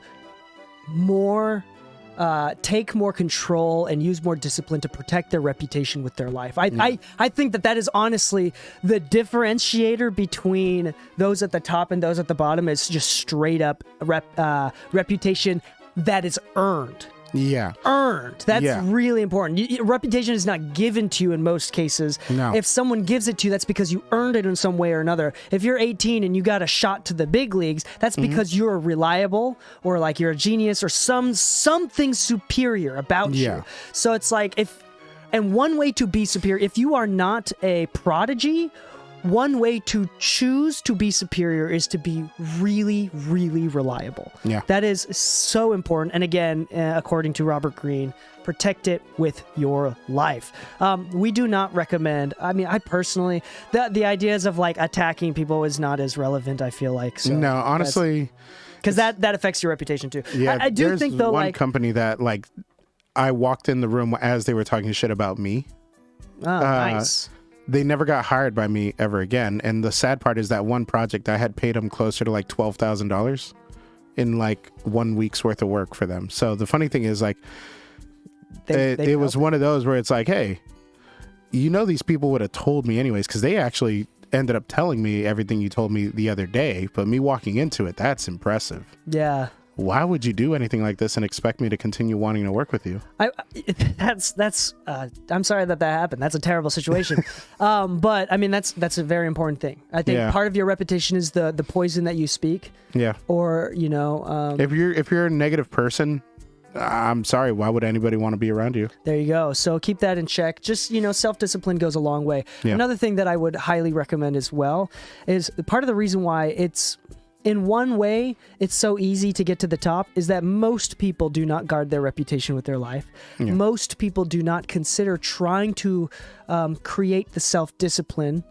And to be honest, those people at the top aren't safe gatekeeping for any other reason is because they don't want friction in their life. Yeah. And most people at the bottom create friction. It's not gatekeeping because they don't like you. It's because you show up to meetings late and you don't deliver files correctly 100% of the time. Yeah. Like, even if you do it 98% of the time, there's someone out there that's more professional, that takes this more seriously than you, takes the extra 5 minutes to pay fucking attention, that is going to get hired, even if their mixes are worse. Yeah. That is the honest industry, the honest truth of this industry. You are keeping yourself from getting to the top. Let's be honest, like half the time, how many when you walk into somebody else's studio session, you might have the ego call to yourself where you're like, wow, I could have recorded this better, or like this session is shit or something. Cool. But the reason you're not in the room is because this client has a relationship with this person, right? And if you see them always with this person, that probably means they have a level of consistency that works for that client. Yeah, and in most laws, there's a reversal, like how it could go bad. So like the last one I said, okay, you don't want to lie, though. In this one, there is no reversal.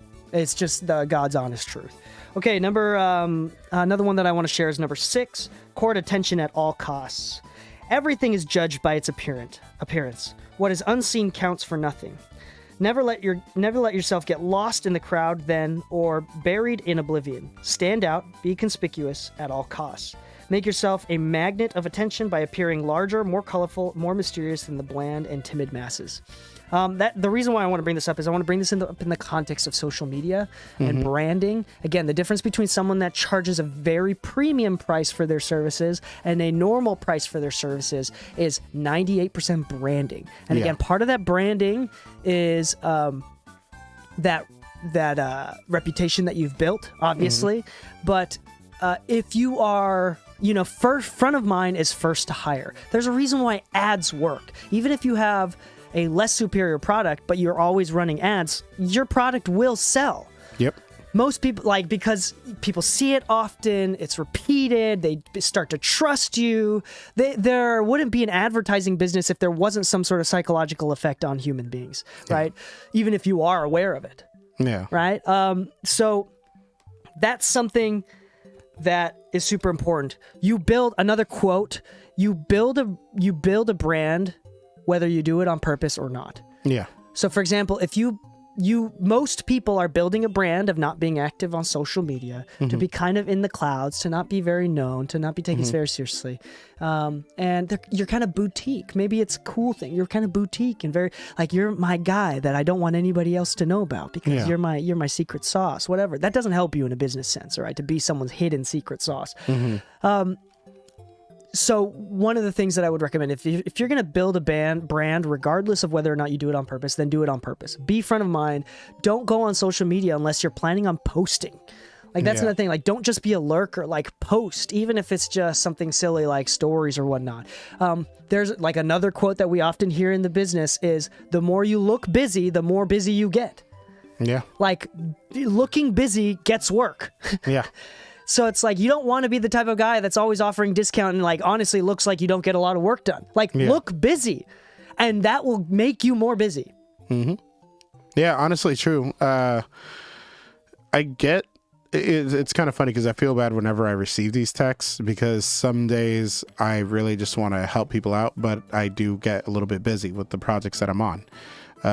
Recently, this past week has been pretty chaotic for me because we're doing a lot of move-in and new projects coming in. But the funny thing is this: I get texts that say, "Hey, I know you're pretty busy, but I wanted to see if I can book you for 2 hours. I just need to ask some questions." Oh, and that. That's already if they say something like that, that means they trust you, they respect your time, so they're going to pay full price, and they're not going to ask that for that many revisions because they actually trust you. Yeah, and it's okay, what did you need? That's just a great client. That's a great mentality that you want people to have before they come to you. It's kind of funny because the request on this one was I need somebody to dial in my vocal chain. I was wondering if you could help me with that. I'm like, oh, so you like the way I make vocals sound? That's a great reputation to have. Yeah. So anyway, just to recap, court attention at all costs. Now there is There is looking needy. The reversal of that is looking really needy, to look really desperate. If you're doing like the trend dance, yeah, that's kind of... Well, I mean, no. That's like better than nothing. That's better But I than mean, nothing, like- but it's also nothing to do with being busy. In fact, it looks like you just have more time on your hands. This goes into the next law that I want to share, which is law number 8, which I think is going to relate to that in general. Make other people come to you. Use bait if necessary. When you force the other person to act, you are the one in control. It is always better to make your opponent come to you, abandoning his own plans in the process. Lure him with fabulous gains, then attack. You hold the cards. Okay, so that's a pretty malicious way of saying it, but this is really important in the form of like advertising, marketing. How do you get clients? What is it? When you call for action, it's a call for action, but with a timed response. So yeah, you do a call to action. You can do a call to action where it's like, hey, book me. Hey, ask for a quote.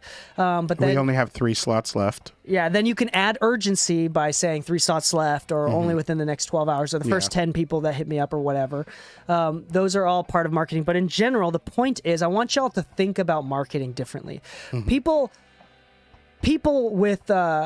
think that marketing is, or networking is, let me go to you, let me offer you my services. Have you ever been to a networking meeting where the purpose is to network? Yeah. It is so fucking annoying. Yeah. When people are like, buy my product, me, buy my product.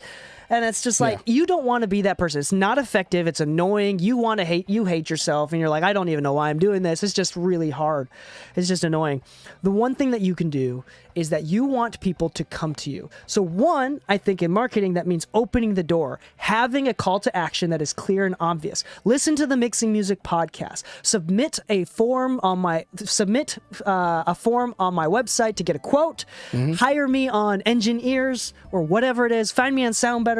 Have an obvious door. Most people don't have an obvious door on your website. If I should be able to find out what you want me to do as a visitor within 3 seconds of looking at your website. And if I don't see learn more or request a quote or purchase now on the very first page without having to scroll anywhere, your website fucking sucks. It's not gonna not gonna convert as many people. So number 1 is open the door. This may include being available on multiple platforms. If you are available on your website along with on Instagram and as well as on SoundBetter and Engineers, like widening the net is another thing. When people come to you, you want to make it easy as possible. Another thing is accepting cash. Like, don't just do PayPal. Don't just do Zelle. Offer it all, and don't worry, that 1.8% plus 25 cents that you take for processing credit cards is fucking worth it. Don't even worry about it. That friction that you're causing by asking someone else to pay in different ways that is unaccommodating to them is fucking not worth it. Yeah. So just take the hit and again, make yourself so accessible. People all the time, and this is a tactic that can be used correctly, but in general, I think most of the time people accidentally close doors, don't show the doors, shrink the net, and don't even tell people, like aren't even looking like they're trying to capture anybody.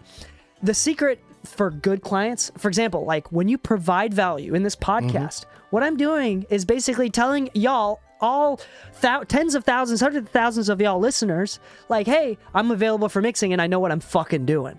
All right. And then all of a sudden, I get a lot of people that come to me saying, hey, I want you to hire for my services. And that creates a better client, because the type of client that you just said before, the ones that come to you and say with respect, and they're like, hey, I trust you. I know you're busy, but that's like the ideal client from a mindset point. Yeah. So when you get people to come to you by providing so much fucking value, that is the best case scenario. You don't want to go to people and say, can I mix for you? That is a scenario that you want to eventually avoid. Like you want to build a brand and a platform where it's inviting. You just keep showing people the door. So I'll counter that last notion. I still reach out to people. Of course. Because if I like somebody and I want to work with them, I'm just going to be honest. Hey, I've been checking your music out. I really like what you got going on. I'm sure you already work with somebody, but if you're ever interested in working together, I'd love to have the conversation with you, because I'd just love to be involved with your sound. There you go. And yeah, even if you, and again, I think we like don't with talk networking, numbers or anything at first. the secret to networking is just try to be friends with people. Don't try Yeah. to sell them your product. They'll find out what product you have and whether or not they want it, or they want to recommend someone. Like, if they Sometimes like just bringing they up will. your name is enough, but saying, hey, I'm a mixing engineer and I do this and I only charge X amount. Let me know if you'd like to work together. Like, I usually ignore all those messages, and most time people are sending those out as such quick shots that they get ignored because usually they're so impersonal that, honestly speaking, you're usually hitting the wrong person. I've gotten so many messages from people like, hey, if you ever want to book studios, I have 3 and, you know, the engineer's free. I'm like, 1, I'm an engineer. 2, I already have multiple. So Yeah. why? Yeah. So Why, I mean, this why is did you think I was the demographic? Yeah, it's something to consider for sure. Like, again, the problem most people have is that they do not have an obvious door and a sign pointing to it. Yeah. So it's a lot better of a relationship, and it's a lot healthier of a relationship if they come to you rather than you going to them. Yeah. There's just a balance of power there as well. We're gonna keep going. This is gonna have to be split into 2 or 3 parts, as like this is gonna take way too long because these are actually really good points, great jumping idea points. But anyway, number 9, win through your actions, never through argument. Yeah. Any momentary triumph you think you have gained through an argument is really a Pyrrhic victory. A Pyrrhic victory. The resentment and ill will you stir up is stronger and lasts longer than any momentary change of opinion. It is much more powerful to get others to agree with you through your actions without saying a word. Demonstrate, do not explicate. So, come on. Come on. Like, if you, like that's so easy. Yeah. Don't tell them you're trustworthy. Show them you're trustworthy. Yeah. I mean, if I love throwing away resumes that I get that say I'm a trustworthy person. Why did you need to say it? Everybody thinks You that could the just problem be it. with humanity is that everybody thinks they're trustworthy. Everybody thinks they're above average. This is the Yeah. Dunning-Kruger effect. Like, I don't trust you. You gotta show me. And Yeah. any manager, anybody that's willing to hire, knows that that's the case. And here's the thing. Another thing too is like, if you, and this is a very specific to LA thing, if you come to me and you start name dropping immediately, oh hell no. Oh, I've Yeah. worked with this person. I've worked with Chris. But it's like, if you really did, first off, you wouldn't need to introduce yourself because I would know who you are. If you were. Second off, that's a huge red flag. Yeah. That is a huge red flag for me. I do not trust you at that point. Yeah. Don't do that. Show with your actions. Show with your actions. Another thing too is if you really believe that a certain style of mixing, making the kick drum sounds like this, is the better way to do it, like, do it. And if if it was actually a better way to do it, they won't say to change it back. Yeah. They'll hear it. You don't have to argue for it. Just don't argue. Just listen to it. Anyway, that was a short one. I don't know if do we need to say anything? Any other anecdotes that you want to share on that one? Anytime somebody says the phrase "trust me," I instantly don't trust you. Hey, bro, trust me, bro. No. Trust me, bro. No, I don't. Hey, this hot sauce is not that spicy. Trust me, bro. Actually, I could trust you on that one because 8 and 10 do deserve the swap. Okay. That's an inside joke. Okay, nobody on the pod's gonna get that. But law number 10. This is an interesting one. I think this is also something that happens naturally. I don't think this needs to be a law. I think this is just human psychology and part of the reason why people will naturally float to the top and why most people will naturally float to the bottom or sink to the bottom. Number 10, infection. Avoid the unhappy and unlucky. You can die from someone else's misery. Emotional states are as infectious as diseases. You may feel you are helping the drowning man, but you are only precipitating your own disaster. The unfortunate sometimes draws misfortune on themselves. They will also draw it on you. Associate with the happy and fortunate instead. Come on, Lou. That's a good one. Yeah, it is. That's a good one. I'm not gonna lie. I teeter on it. I teeter on it for one reason. It's good because it's true. It's good because it's true, and it wouldn't be good if it wasn't true. But if I know somebody is typically above board personality wise, and they're going through something, I can't just walk away. Ooh, no, that's And true. Okay, so- there's a mental health thing. Yeah, course. there's times where people go through it and they're looking for somebody to reach out and like, because I've definitely been in the pocket where I don't know what to do and I don't know who to talk to. And if people were to walk away from me in that state, I don't expect to ever walk to you ever in my life again because you walked away from me when I needed you most. Okay, let's separate this because I think Boom. I think because you helped me, but Yeah. like when I was in a dark place. Yeah. And I'm really grateful for that. So that's actually really personal. Yeah, only because, the only reason I bring it up like that is because not everybody you work with knows you. And you need to acknowledge that in order for you to move forward in a much more healthy business relationship. But on a personal level, you should never assume to act in that notion. Okay, so there's a lot of nuance here that I think we should unpack that it has directly to do with our industry. Yeah. Number one, there's a difference between personal relationships and people that are long-time friends that are having a momentary sign of weakness Yeah. versus business friends. And here's the thing, from a mental health level, you want friends that are willing to be there for you no matter how hard it is. Yeah. On a business level, and this has to do Yeah. with mental health, I don't give a fuck. You should still be on If you your are shit. depressing to be around on a business level, I have no loyalty to you. Yeah. I have no loyalty to you, and I'm giving my business to someone else because they are a lot more pleasing to be around, even if Yeah. they are worse at the craft. Have you ever worked with somebody who every time something went awry, it's because something went awry in their life and they just couldn't calibrate? Yes. Yeah, it's like, hey, these files I mean, are I've late. been that person before. Yeah, but it's like, hey, these files are late. It's like, hey, really sorry, my tire popped. It's like, okay, that could be fixed in a few hours. This file is late 5 days. Yeah. What the fuck? Yeah. Like, if you're the type to make an excuse for everything, even if the excuse can't even relate Guard to your it. reputation with your life, right? Yeah.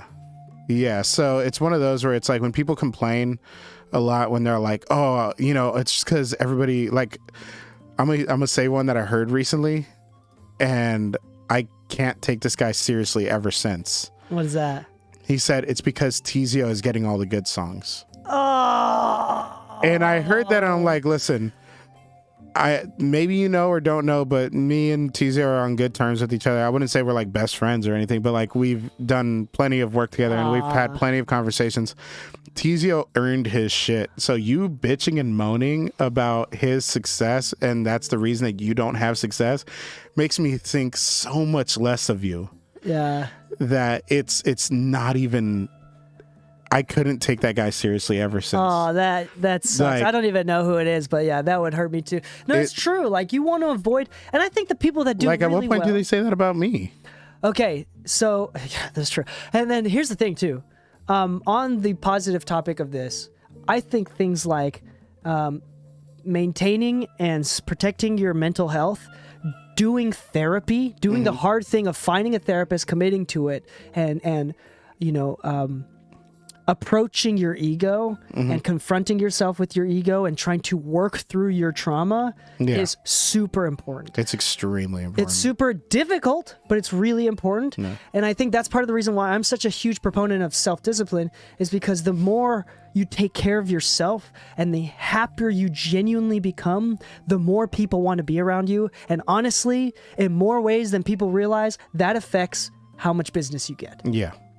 Like, there's people in the chat right now, like one of the people that hires me, Trevor, who's the GOAT, right?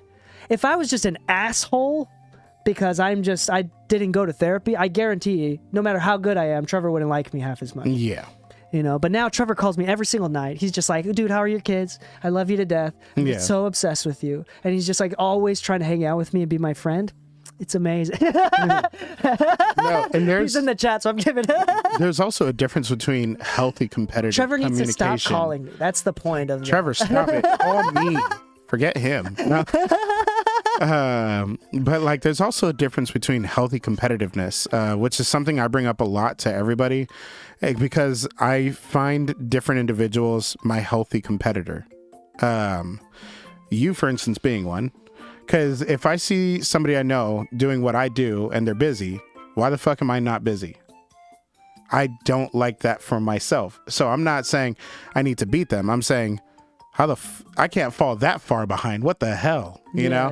Yeah. With the acoustics design company And stuff you're that very I've been like doing. happy about it. Like Yeah. you don't look at me and get jealous. You look at me and like get motivated. No, And if we, you like, tell me motivate each like, other. oh, I just did this, I'm like, fuck yeah, congrats. Yeah, and vice versa. Like there's Yeah. things you do, it's like hell yeah. Yeah, and so like on the acoustics side of things, I know there's like John Hunter and GIK and all that. That's like very popular in LA, but I don't look at it as like I need to replace them. It's like, how do I match their output? Oh, What is going on there? What am I not doing that I could be learning from them? When you look at other people in the industry, like Baines has recently been added to the list of great 808 mixers, like great low-end mixers. Tizio wasn't put on that list. And I'm not even saying that those two need to look at each other and be like, hey, I need to get my low end that way, because they both fit a niche, right? But me and you also have a friend who's on that list, Bob. yeah. Yeah, and Bob's low end is always amazing, to the point whenever I get to master a song for him, I'm always like telling him like, dude, this low end, like you've got my butthole vibrating. Like, what did you do? Hold on, wait a second. Hey, I'm just saying. Wait a I'm just second. saying. Like, Also, but- dude, Bob, I mean, on that note, on this, like, going back to the thesis of this law here, like, he is one of the happiest and kindest people ever. and he just cut the bullshit. He is, like, you cannot help but be so, Yeah. you want to be around him. Yeah. Yeah. And every time I hear about, like, I recently heard that James went to go visit him at his house. And even James is like, dude, he's such a cool guy. He's so easy to talk to. He's very down to earth. I'm like, yeah, honestly, like, anytime I hit him up, I'm like, dude, do you want to go get sushi again? Like, I kind of miss our lunches. There you go. Something as simple as that. Yeah. Yeah. I'm going to move on to the next law. Let's do it. Law number 11. Learn to keep people dependent on you. To maintain your independence, you must always be needed and wanted. The more you are relied on, the more freedom you have. Make people depend on you for their happiness, on prosperity, and you have nothing to fear. Never teach them enough so that they can do without you. Okay, that last sentence, it's very bad. It's completely a double-edged sword, because let's say that Ignore that last sentence. That's less applicable. let's say that applicable. your job can only be sustained by your level of their level Well, of hold on, let's dependence talk about the on reversal afterwards, because there is an obvious reversal. Yeah. That I know that you are very aware of. Yeah, I'm very aware of this reversal. Yes. Okay, so there's a reversal here, though. So before we get to the reversal, let's talk about that. But I it don't is think true. that It you is should true. become independent. You should become relied on by forcing people to rely on you. Yeah, you should That's teach evil. people how to fish. Maybe not how to make sushi, but you should at Yeah. least let them fish. Yeah, but I think that you should teach people how to fish. Like, for example, like this podcast, I'm teaching people how to fish. So they trust me, Mm-hmm. Yeah. right? But they also know that no matter how much they try, they may not ever be able to be good as I am at fishing, Mm-hmm. because I'm also working on my fishing. Yeah. Does that make sense? Yeah. So it's like, then the competition, this is great for as far as like for a capitalist society, then it becomes really great because now the competition base is based off of quality. Have you ever heard the skill. notion the student defeats the master eventually? Yeah. There's also a follow-up to that one, which is... That's like the entire premise of Cars 3. I never watched Cars, so I don't know. But there's a second notion to that, which is that's because the teacher stopped being a student. No. It's very difficult to outdo those that continue to push forward and learn. Something I definitely learned from Jimmy Douglas, who talks about how even he will ask his interns what they think is cool and sounds good. Oh yeah, to stay relevant. Yeah. That's really important. Yeah. But anyway, learning to keep people dependent on you, I think more has to do with going back to the self-discipline, the quality of the work. Like being a mixer is a small but important part of the important cog of the entire machine. Yeah. And here's the thing, a mixer as a position is not so important and so unique that they can't just hire anybody else. Like the job and your ability is not something that makes people depend on you. It's the things around it. Again, the quality control, uploading good stems, naming everything correctly the first time, having really good quality, all like really good deadlines, being able to turn things around, like good communication. Those things keep people dependent on you because those are less found and way more valuable than your ability to mix. And the funny thing is, like, the phrase dependent can be misconstrued as like almost a power trip. It's not really that. Like, if I depend on somebody, it's because I'm willing to give up my worries and put things in your control. Exactly. Without remove friction. Yeah, remove the friction, but also remove any sense of like doubt. Like, one of the biggest things that I had to learn when we first opened the studio was how to delegate, because I've always been the type of person to do things myself. But the people that I was able to confidently leave alone and not have to think about it, I could finally enjoy a moment of peace while I'm away, while there's active work happening. Those people won me over long term, you know, because it's that sense of confidence that's been given through that, like, I need you. Yeah. I need you to be like on point, not because everything will go awry if one thing goes wrong. It's just, I need to know that you can handle it. There's an Alex Hormozy quote that puts this into a different frame, different perspective here. He says, if you want to sell your product to rich people, offer twice the quality for half the amount of time. Nice. Yeah. Or the same quality for half the amount of time. Yeah. People I'll are take willing care to of it pay for you. significantly Yeah. more if you're able to rush the process. To be honest, yeah, like if you told me, hey, you can delegate this part of the work for me, to me, it's going to cost you $50, but you can delegate this to me. I don't think of it as buying a product or buying a service. I think of it as buying my time, because my time was a very limited resource in the past. And now that it's become that much more available to me by systemizing and automating a lot of things, it's that much more valuable for me to maintain my time and my freedom. There it is. And the obvious reversal, and I'm going to kind of generalize in this. You may have more thought. I know you got more thoughts on this, but here is the classic reversal specific to our industry and what we do. Okay. And this is just any service industry. In our industry, which is very celebrity driven, right? You work with the people at the top. They're big celebrities. The fact of the matter is, when you're at the top of the game, it's very difficult to find people to trust that are helping you because they genuinely like you and not because they want something from you. It becomes very difficult to make friends when you're a celebrity. Yeah. It becomes very difficult to trust people when you're a celebrity. And here's the thing, no matter how much you work for them and how much you make them dependent on you, there's always going to be a little bit of a power play. And let me describe that power play for you. If someone who is in power and has a lot of power, a lot of, we'll just say power, and a lot of money. Yeah, I mean, that part. Yeah, you gotta yeah, be able yeah. to employ you. Yeah. And you are what you think is the right thing to do. Just the bend over backwards bitch. You're just willing to do anything and everything for them. Drop everything for them. Then what you do is you build a relationship where you are their bitch. And that is not a healthy relationship. That is the reversal to this law. You don't want to become so easily dependent on that you become someone's bitch. Again, you use this as a way to equalize or in order to gain power. So this is actually true. When you work for someone, you don't want to give everything, especially if they're above you in power or in social class. You don't want to give them everything, but you do want to be reliable, but do not ever sacrifice your boundaries for some clout. Yeah. Do not, like, if it's Chris Brown and you have committed to, like, for example, if one of your boundaries is I don't work past 9 p.m. Yeah. Chris Brown's like, you get this one opportunity to work with Chris Brown. It's like, it's 9 p.m. You're like, oh, fuck, I have to break a boundary. Let's say you decide it. This is a great opportunity. You break that boundary. You work with Chris Brown. Now he knows that you're willing to break your boundaries over him. And that's going to become an abusive relationship. Yeah. If you say no, you may lose that gig, but that's not a gig that you want to begin with. And here's the thing. There are a lot of people out there that are willing to take it up the ass every single fucking day. The only reason you should break a boundary is if you're getting something in exchange, and it shouldn't be a clout moment. You need to create a collateral. Yeah, and there are, like, for example, there are people in our industry that we know that are doing really, really well, that are very now high up the ladder.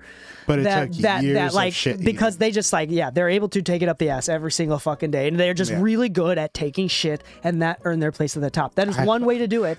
But that is very few and far between. That's not a gamble that I'm willing to make. Yeah. Most of the people that I know are doing well. So different. Most of the people that I know that are doing well are people that respect their boundaries, and all of their clients know what their boundaries are, and they respect each other. And there's like this level of equal power and balance in this relationship where they're equally dependent on each other, and they understand their boundaries. So there's respect.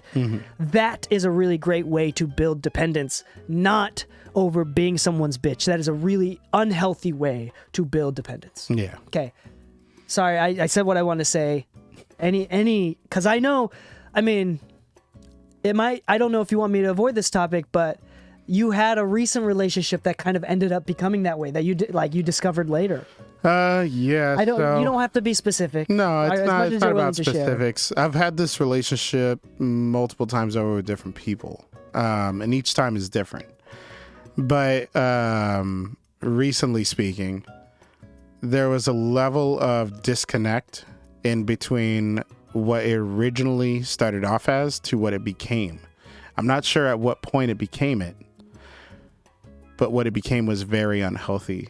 And I think it negatively impacted both sides to a point where I did not think it was healthy or even conducive to a good relationship to continue working together. I think it would have made things worse. Yeah. I think one way to negate all of this and to avoid a power imbalance is actually by having a mediator. For example, this is one of the great roles of a manager. Yep. If you have a celebrity, but you have a manager representing you, then they can talk their shit, like, DK's the best, Lou's the fucking best, he's gonna kill your mix. They can talk, because most people have a hard time doing that on their own. Yeah. They talk you up and they put you on the same equal playing field as the celebrity. Does that make sense?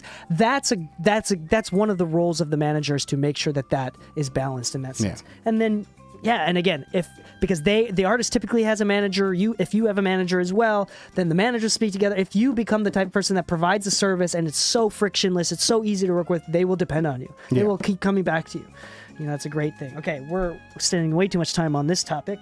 Which, oddly enough, happened in that situation anyways. Yeah, that's actually really close to home, because that's one of the first lessons I learned in LA. I know most people don't have an issue with power balances with celebrities, but that is a real thing that you have to think about when you're trying to build a career in a music city. It could even be a basic employer. Yeah. Yeah, but that's true. That it could is be a more basic universal. employer. Yeah, so if you really, really like let's say you idolize Elon Musk. You're like an Elon bro or gal, right? You just really believe an e-bro. And that's all you're doing, is making it easier for Tesla or Elon Musk to potentially take advantage of you. Yeah. So it's anyway. Law number 16. This one's, I think, is going to be short. Use absence to increase your respect and honor. Too much circulation makes the price go down. The more you are seen and heard from, the more common you appear. If you are already established in a group, temporary withdrawal from it will make you more talked about, even more admired. You must learn when to leave. Create value through scarcity. Again, looking busy, sounding busy. Busy gets work. Another thing, too, this is in management in general.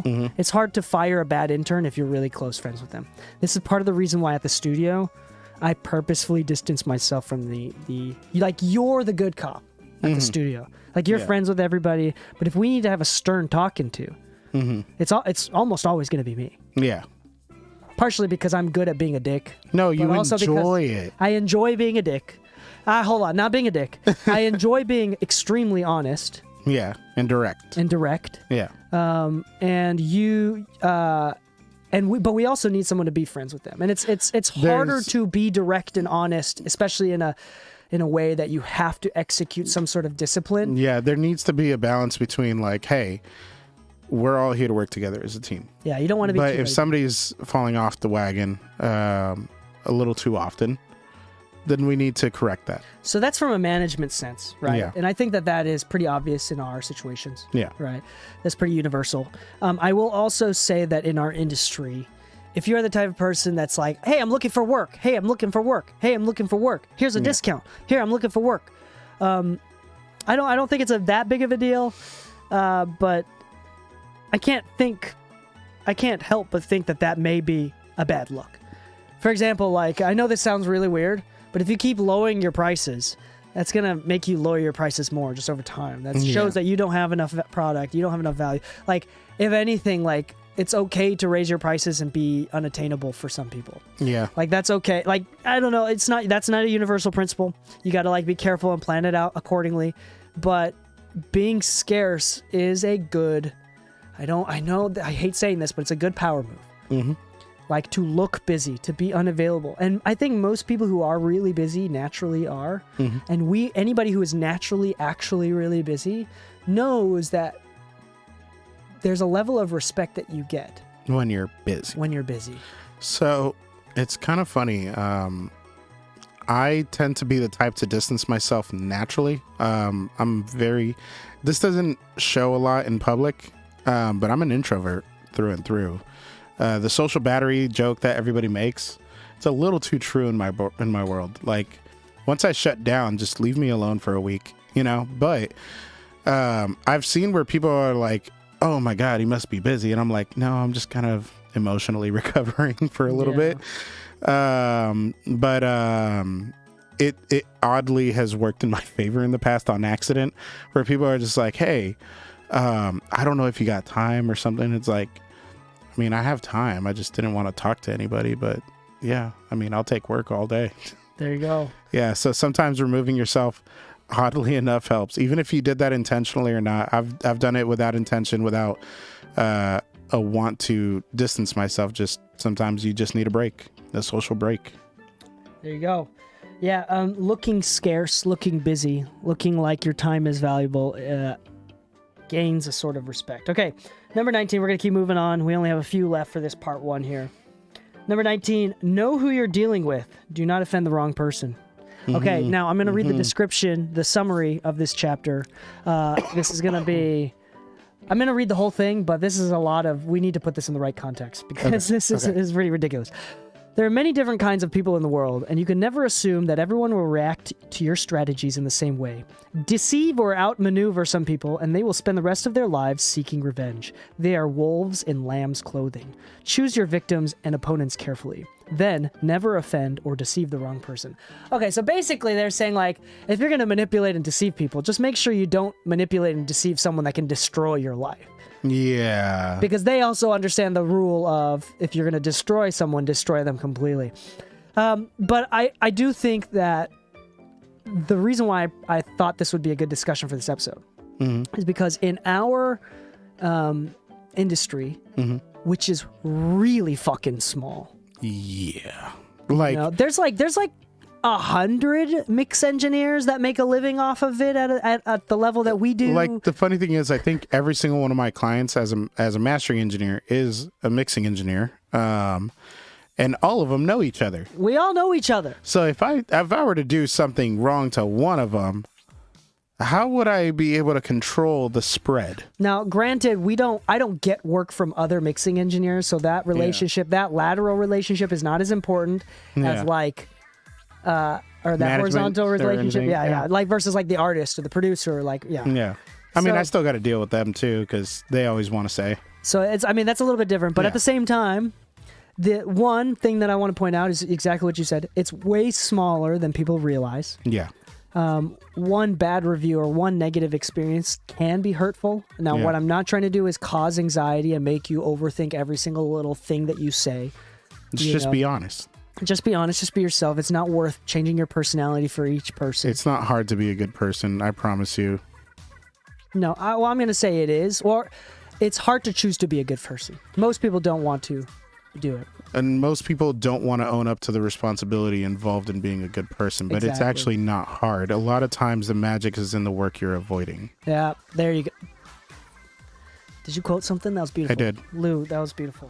Okay, so I want to say this is something that I see Leslie Brathwaite posting on all the time on his social media. Like, this is one of his common topics that you see across the board, is his disappointment in people that were really doing well. They burn one person.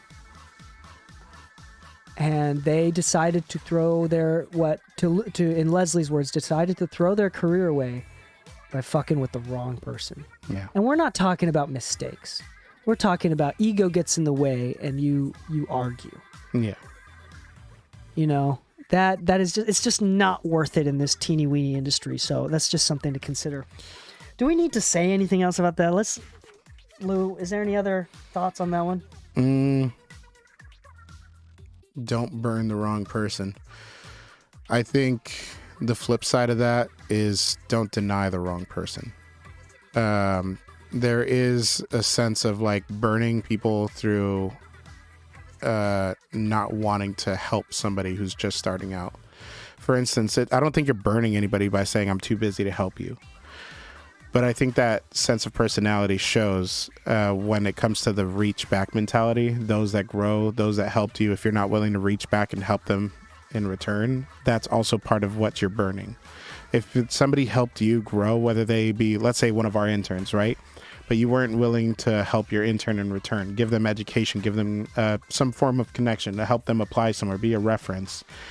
If they were willing to do all this for you, but you weren't able to reciprocate, then it's very difficult for that person, let's say that they do become successful, to not look at you the way they did that day. Yeah. Amen. All right. I'm going to do 3 more, and we're going to keep these quick for part 1 here. Cool. Number 23, law number 23, concentrate your forces.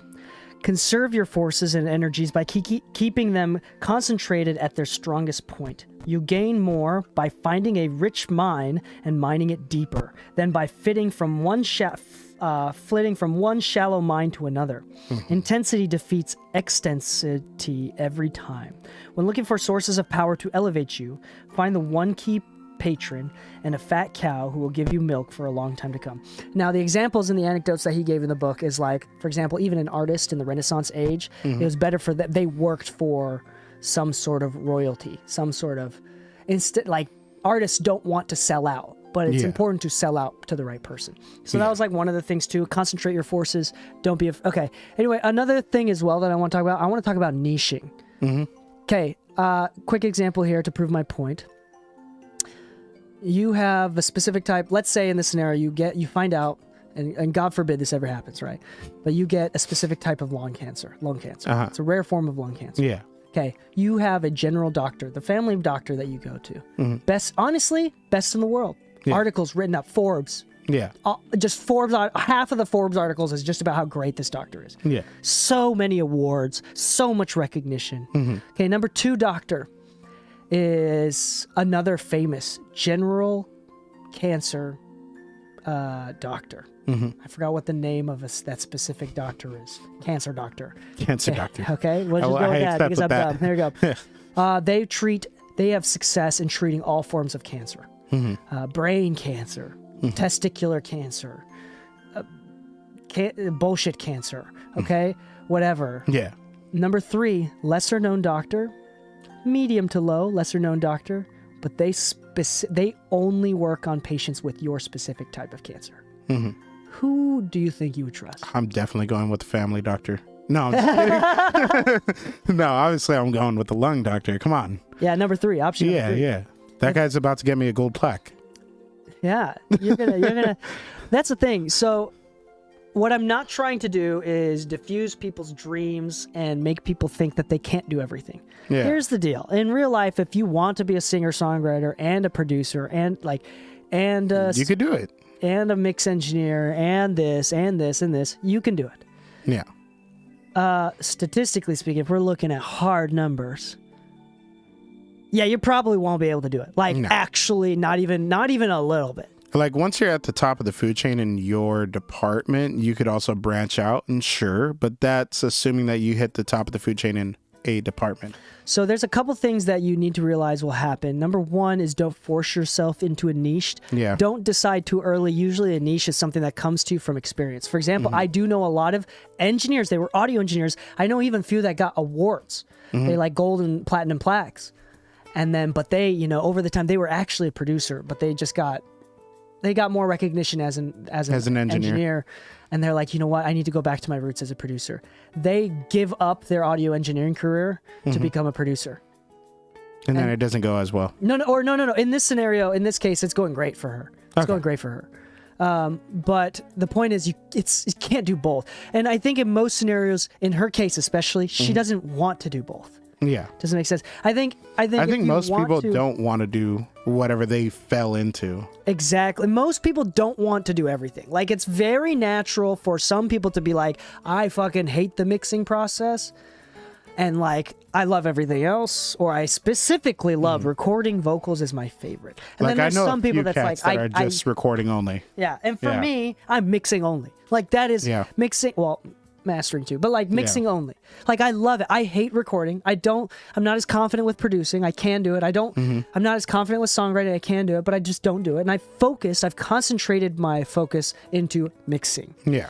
And even within that, you can dive deeper within your niche. And this is actually true with podcasts as well. I'm going to talk about that in a second. But let's say that it is better to dig deeper if you are. So, for example, if you naturally like punk rock music, I would not try to stay, I'm a general mixer. I would be totally okay with leaning into that and trying to get more specifically punk rock mixers. Like, that's this in business, it's not a bad scenario, assuming that you genuinely, from the purest part of your heart, genuinely like that part of the work. And more than any other part, then it is okay to corner yourself into that corner. Yeah. It is okay to just do that, to focus all of your forces onto that and only work on your strengths in that sense. For example, even in the podcasting world, statistically speaking, in our part of the reason why people like our show is that podcasts that are very genre bending, or like they talk about a lot of different things, so they don't go very deep but they go very wide. Episodes and entire shows that do very wide amount of information do a lot, and this is YouTube too, do significantly worse than channels that go deep. Yeah. For example, like a podcast that talks about everything versus a podcast that specifically talks about the Roman Empire and its histories and the intricacies and how it works. Yeah. Like, those podcast episodes that go deeper on specific niches do better, statistically speaking. Yeah, it's kind of funny. This is going to land more on the YouTube side, but there's a network that I watch on there that I originally found through why am I blanking on the original? This company used to subcontract a bunch of YouTube content creators, and they were really, really big for this. And then a bunch of their content creators started creating their own YouTube channels for the thing that they got really popular for under them. One of which is Watcher recently, and they do like unsolved mysteries or ghost files, things like that. And I love watching videos of people just going through haunted places, and a lot of them tend to be just that gimmicky, like, oh my god, did you hear that? Oh my god. But these guys are actually funny, and they actually will like call bullshit on themselves, be like, oh no, that actually was one of our cameramen farting, which is an actual clip. I'll show you the clip and you'll be like, wow, that was an impressive fart. But nonetheless, like, they also do like ate too much food, played video games, did this, and I'm not interested in any of the other stuff, to the point where me and Anna like frown when we see anything else uploaded. So like, YouTube channels that focus on one thing and one thing only, you're likely to retain your viewers' eyes. And the funny thing is, every time that we've gone to their channel and just looked at how well the other ones are performing, they don't even get half the views on all the other things. But I'm sure there's only so many places you can walk and do a haunting investigation. I'm sure that's a very limited niche area, so they're trying to expand to see what works. But because they're trying so many different things at the same time, it feels very cluttered and messy. And it just, for me, it's like, I came for this, I don't really care about the rest. Yes. I'm going to throw out an idea. I may regret saying this out loud, but because I may do this, I may not. I probably won't. I mean, we'll talk about this, but first off, when finding where to concentrate your forces, it's important to recognize what you desire, what you want. It's a good idea practically to use jealousy as an indicator and as a compass. If you are jealous of someone for the work that they've done, that may indicate what you actually want. I hate to admit, but that's actually a good one. Take note of it. Like, if you see someone that they're doing and you get jealous of it, it's like that your soul may be trying to tell your ego something. You know, like, hey, you want to do this. You know, so don't force yourself into a niche. You gotta, one, understand that that's something that you want to do, that you fully understand, that you're willing to do it all for this, give it up all for this. You're willing to boundaries. It's very sacred to you. You know, Do it all for the nookie. And it's got to be authentic too. So that's part of the one. Yeah. You know, it's got to be authentically you. Number two, it's like, again, a niche usually comes to you. You don't go out and find it. For example, this is specific. Mm-hmm. Watch me. I'm going to make a prediction here. Mm-hmm. In the next 1 to 3 years, Mm-hmm. I predict that double-edged safety razor videos on YouTube as a genre is going to blow up among men. Double-edge safety razors? Old school single blade safety razors shaving videos. How to shave. Come shave. Watch me shave. Like, Reviewing razors. Reviewing safety razors. Sponsorships. New technology within that. I think there's a bubble coming up in the next 1 to 3 years that I think is a very untapped niche of an industry. I mean, imagine loving shaving so much that you review all the creams, all the aftershaves, all the different blades, all the combination of blades to handles to the being able to know what the weight is, things of that nature. It's stupid to us. well, That if you're gonna, that is the example of, if you're really into that, now is the time to start uploading videos. I'm making a prediction that's gonna be the next mechanical keyboards. Mechanical keyboards blew up and had like a little bubble, a cultural bubble last year that burst last year. Yeah. Right. There's this cultural bubble of mechanical keyboards. I've one of my clients is a keyboard influencer. He gained over 500,000 subscribers in a span of like 6 months to a God year. damn. It was just like a cultural bubble. I think the next one is going to be shaving. So something like that has already happened in bursts. It was butcher knives. So specifically like Latin carniceria butcher knives. Custom engraved handles and all that kind of stuff, specific types of leather, the way the metal is actually cut with what type of machine it's cut with, and then what type of metal it is and how the metal actually affects the taste of the meat and this and that. To the point where my cousin was gifted like a $500-$600 butcher knife. And when I look at it, I'm like, that's very impressive. But I don't think I'm the demographic for it. But nonetheless, there's a demographic spending $500-$600 on said knife. So I would believe that the shaving side would probably blow up too. Because if you're not cutting meat, you're cutting hair, you're cutting something, you know, there's going to be a niche for these types of knives and stuff. Do you remember? Also, culturally, we're leaving the hippie stage of our left-right cycle through generations. Generational cycle. Hipster stage is now becoming cliche. Like as people, we are coming into a more conservative generation. Like it cycles every generation, you know? Yeah, so I wonder how... Like PC culture peaked. PC as in politically correct, or PC Master Race? What? You don't know about the PC Master Race? Like versus Mac? Yeah. Because with PCs, you can build anything you want. You can get your own chassis. You can have whatever operating system, play whatever games you want. But then Mac's just like the same thing all over the place. There's a subreddit, r/PC Master Race. That's funny. Okay. You're like, where's Lou going with this Master Race? All right, we're gonna finish up this episode. We got like 2 more left. Yeah.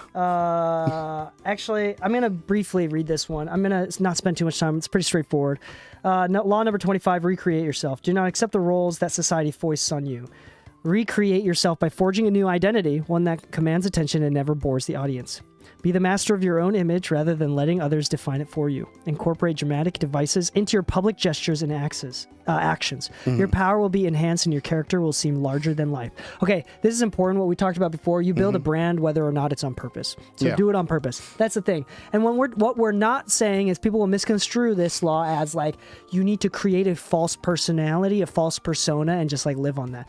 I want to be totally honest with you. If you think that I'm brutal and honest in the podcast, I'm not that much different in real life.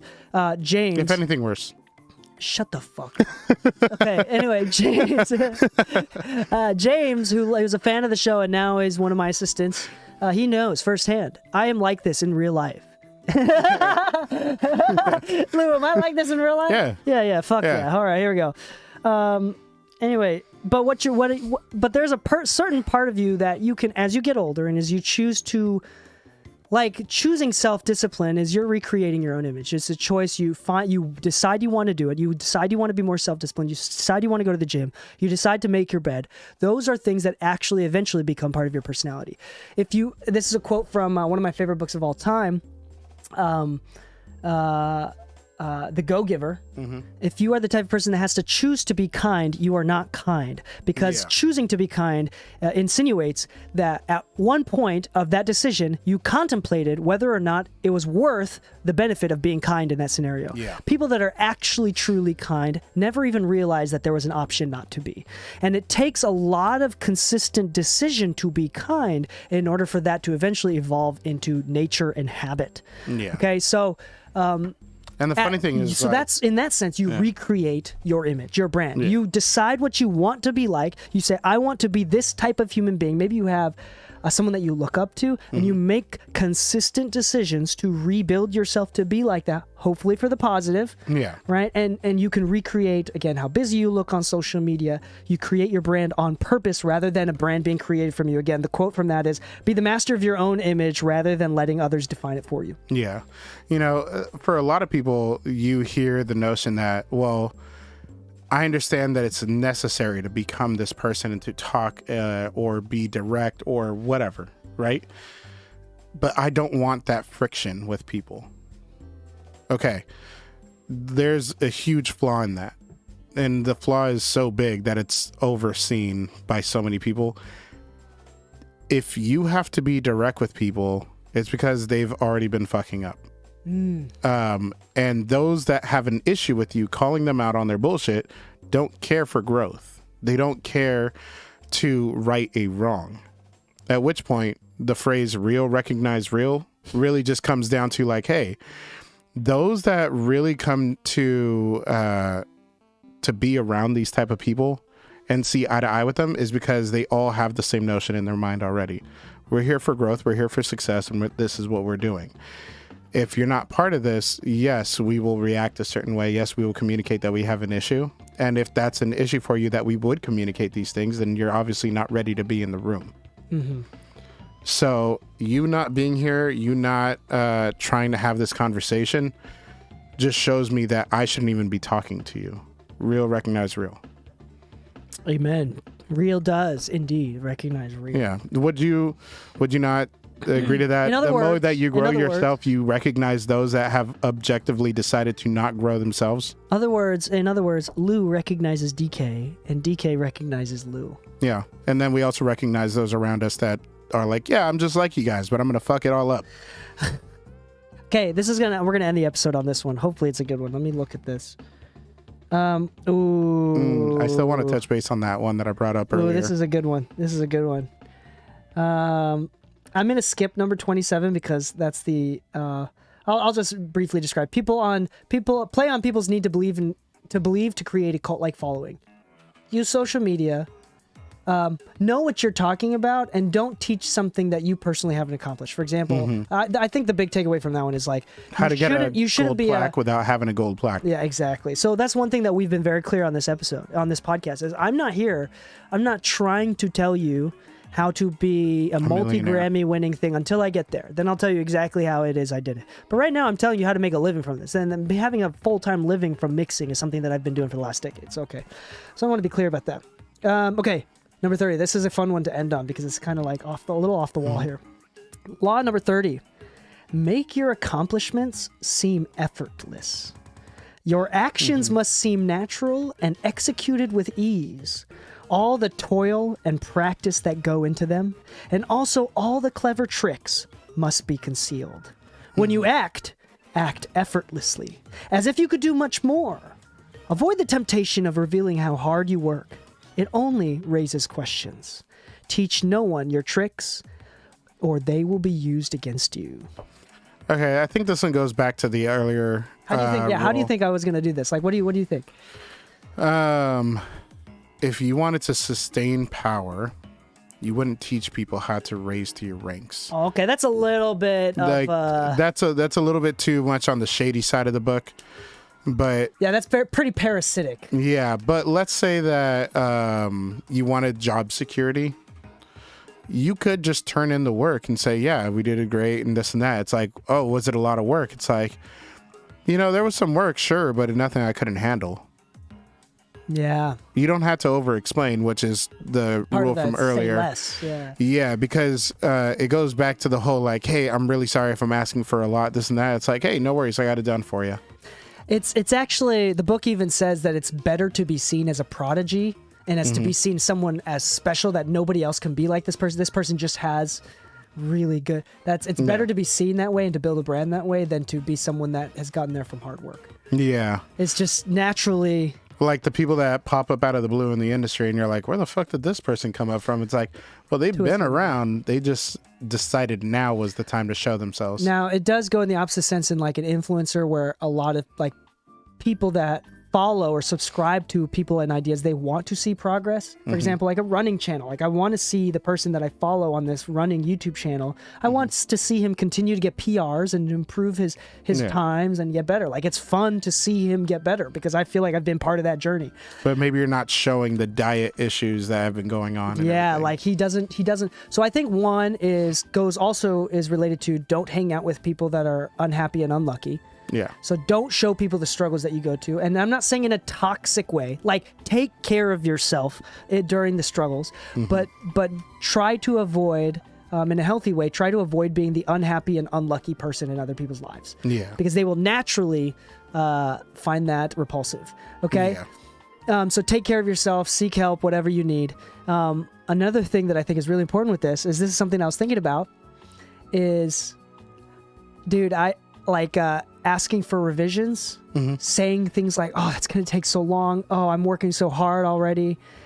Oh my gosh, that is such a bad look. Yeah. Like, oh, but you don't realize how hard this is. Yeah. That just makes people like not want to hire you because they don't want to burden you. Yeah. That's one way of looking at it as well. Yeah. Yeah. To be honest, if you make somebody feel like they are the issue, oof. I'm just saying you're likely the issue. Damn. Like, don't tell your client that you're making their life harder or they're making your life harder. Just don't work with that person. Yeah, I don't work with it. Why would you vocalize the issue of their existence and their request if you didn't want to take on the work? Yeah. So, at the end of the day, like making it seem like the work is so hard and this and that goes right back into where it's like, oh shit, maybe you're not the right engineer for the job either. Yeah. So, and then also like you don't want to be, so this is interesting because you want to be scarce by looking busy. Yeah. But at the same time, you don't want, the point of this chapter is to not look like you had to work really hard to do well. I think setting an expectation date is the key to that. Okay, here's the specific anecdote from the book. Renaissance paint artists, for example, Michelangelo. Michelangelo. These artists, Michelangelo would not allow anyone, including the patron who funded the project, to ever look at their work mid-progress. Yeah. Because these artists knew that if someone saw the progress and saw how much work and effort into the details that it actually took, it would kind of ruin the magic by the time they see the finished product. But in order to have this sense of wonder and amazement, they would hide it completely until it was the finished product, and then they showed them, and then it felt magical. Yeah. Right? And I think this relates in a mixed sense as well. Like, I love when people watch me mix. I like that communication. But I don't think that you should be unafraid, and I'm not saying you should purposefully build barriers, but it's actually helpful if you are the type of person where they just drop off their tracks in a box, you get them from the box, and you mix it and you send it back to them. And it's just like so easy. They don't see the process. They don't see how much you struggle with them. You could be swearing up a storm. I can't fucking believe they use this microphone. This is the worst vocal chain ever. They don't want to. They don't want to know. You don't want to tell them the struggles that you went through. They just want to hear a final product. Yeah. And if you can do that quietly, silently, without them knowing, when they get it back, they'll be like, oh my gosh, you're a god. Yeah. So I wouldn't, I'm not saying to avoid letting people part of your process, but I would say that it's okay and I would say that to a certain degree, you kind of want to avoid showing people your secrets, because at the end of the day, and here's the real thing that I really want to get to, and this is for all influencers, for all podcasters, anybody that talks about audio engineering and mixing, the real fucking truth behind Manny Marroquin, Serban Ghenea, behind Tony Maserati, Jesse Ernster, the real fucking truth that people don't want to admit is that there is no secret. There is no specific vocal chain. There is no style of mixing that is universally correct, that works better every single time. Top down, bottom up, limiter on, limiter off, specific reverb. There's no such a fucking thing. And here's the thing. Most people want to believe that you have a magic. There is magic. So this is extremely pertinent to us. Yeah. People genuinely cannot believe that Serban Ghenea mixes in the box. Cannot believe. Yeah. What the fuck? Andrew Sheps was really good at deceiving people. Not incorrectly deceiving people, but like making people feel like he's a lot more thoughtful because his workflow is so complicated. Have you seen his most recent video? Complicated. Yeah. It's just a bedroom with a bunch of acoustic panels. But I mean, like, he's the guy that parallels everything. So it's like you feel like there's some magic going on. But at the end of the day, the fact is there is no magic. Yeah. And what we're trying to do as a podcast is to kind of open that up and to show you that the difference between you and Manny Marroquin is just a few lucky hits. You know, potentially, and then also decades of skill. But skill built from decades of experience, right? Yeah. But at the end of the day, the good thing is, like, as much as Manny is special to me, he's still human. He's not infallible, you know? So like when people say like, oh, they've got these amazing ears, I don't think it's necessarily that. I think everybody's hearing goes out by the time they're like 30. You've already lost so much. So when we're talking about engineers that are closer to 50, they've also just lost so much more. It's not the magic ears, it's the magic in their approach, their technique, the knowledge that they put into things and what they're listening for. And most times everybody's like, oh, the magic's in the mid-range. They know where the magic's at. They know what's tried and true. And that's really the differential. It's not about this one magical technique. It's about the many magical techniques that they know that they can pull from their mental archive. It's not like they have a book where they wrote down these specific settings for every analog piece. Chris Lloyd-Alge is famous for being known as a guy that never changes the settings on his compressor. He just feeds signal into it until he likes it, and that's it. You know, but it's one of those things where it's like he knows what he's listening for. It's not this one frequency that he can hear that nobody else can hear. It's his approach and knowing what he's listening for. Yeah. And here's the thing with this chapter is that he specifically says that people don't want to find out that it's not magical. So, for example, finding out that Serban Ghenea and Manny Marroquin uses techniques that are probably more outdated than anything that you know. Mm-hmm. That doesn't sell. That's not going to sell courses. That's not going to make people want to buy their plugins from Waves. You know, their branded plugins. It doesn't sell. People don't want to believe that. People don't want to believe that sometimes hits just become hits on accident. Nobody knows why.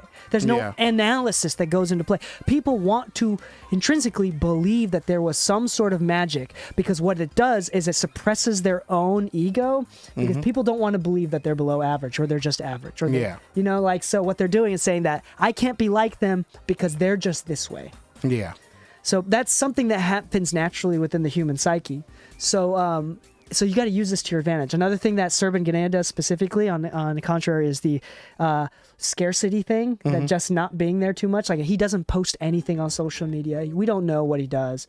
And like, it kind of creates, among engineers, like he's this golden boy that like nobody knows what the fuck he does, and there's a higher respect for his mixes, even if they were astoundingly average. People just think that they're better because of the branding that he's created, partially because he's so mysterious. Yeah, you know. So it's to the point where there's like literally like cult like following of him. Like, there's no people know that's like people really genuinely believe that he doesn't mix in the box. Like, he must be lying. It's too good. He's way too good. So it's like, I don't know. There's a lot to go into this, but we'll keep it like that. So I would recommend to play into that, to be to look effortless in your endeavors. And I think that this will force you to also, with self-discipline, like don't complain, just do the work, be easy to work with, remove friction, and your career will blossom slowly. But it may be slow, but this is the most reliable way to build your career. Through self-discipline, through self-control, and through consistent reputation building. Yeah. So I wanted to very quickly just touch on that one that I brought up at the beginning of the episode that you had mentioned. Destroy your enemy thoroughly. Oh, that's the bonus one. Yep. Yeah. Okay. Hold on. Let me read that one. Find it. Yeah. Bring it up. Why is that? Why did you? Because it can be used positively and in a way that, like, it doesn't sound positive. Destroy your enemy thoroughly. Okay, hold on. So Law 15, crush your enemy. This is the bonus, by the way. I couldn't figure out a way that this relates to the industry, but Lou's saying he can, so we'll give him a shout. Oh. But Law 15, crush your enemy totally. All great leaders since Moses have known that a feared enemy must be crushed completely. Sometimes they have learned this the hard way. If one ember is left alight, no matter how dimly it smolders, a fire will eventually break out. More is lost through stopping halfway through total annihilation. More is lost through stopping halfway than through total annihilation. The enemy will recover and will seek revenge. Crush him, not only in body, but in spirit. Okay, so remember how I told you there is positive ways of viewing competition or competitiveness? Okay.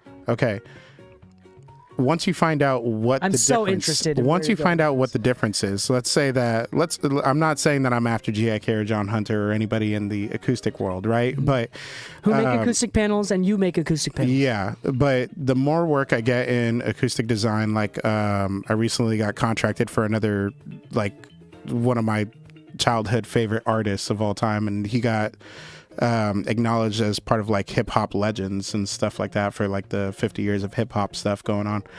I'm designing a studio now.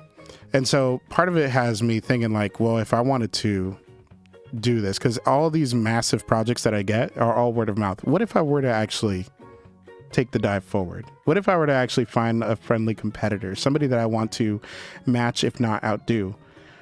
Why wouldn't I try to create a better website and system of ordering? Why wouldn't I create a better system of actually developing the product? Why wouldn't I actually want to find a way to cut the cost of the product and match its quality, if not surpass it? Why would I not want to lower the amount of friction required in getting it into your space and installed at a reasonable price point? Why wouldn't I want to completely dominate every aspect that there is available to dominate? Why wouldn't you want that? I would. Oh my God, do you realize, like, that's true. Okay, if these people can make that kind of money, and I've kind of naturally fallen into this thing. I'm not saying that I'm like really after it, but as you could tell, like, I am eagerly motivated to outdo those around me, not because I want to see them burn, not because of that, but because your success is motivating me to know that it's possible. And if it's possible, I can only blame myself for not going after it. So, as my friendly enemy, I want to leave you in the dust and have that success for myself. So this is actually a really good point. So you're not saying, the book kind of insinuates crushing them if you're in a place of power.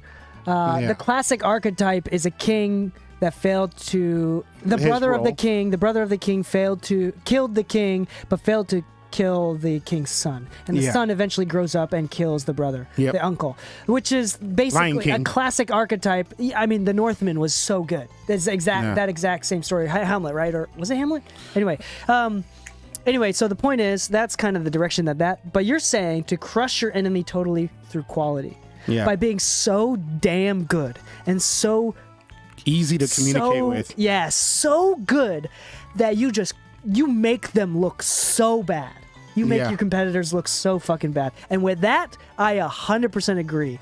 I 100% agree. Crush your fucking enemy. Make up the enemy in your head, whoever it is.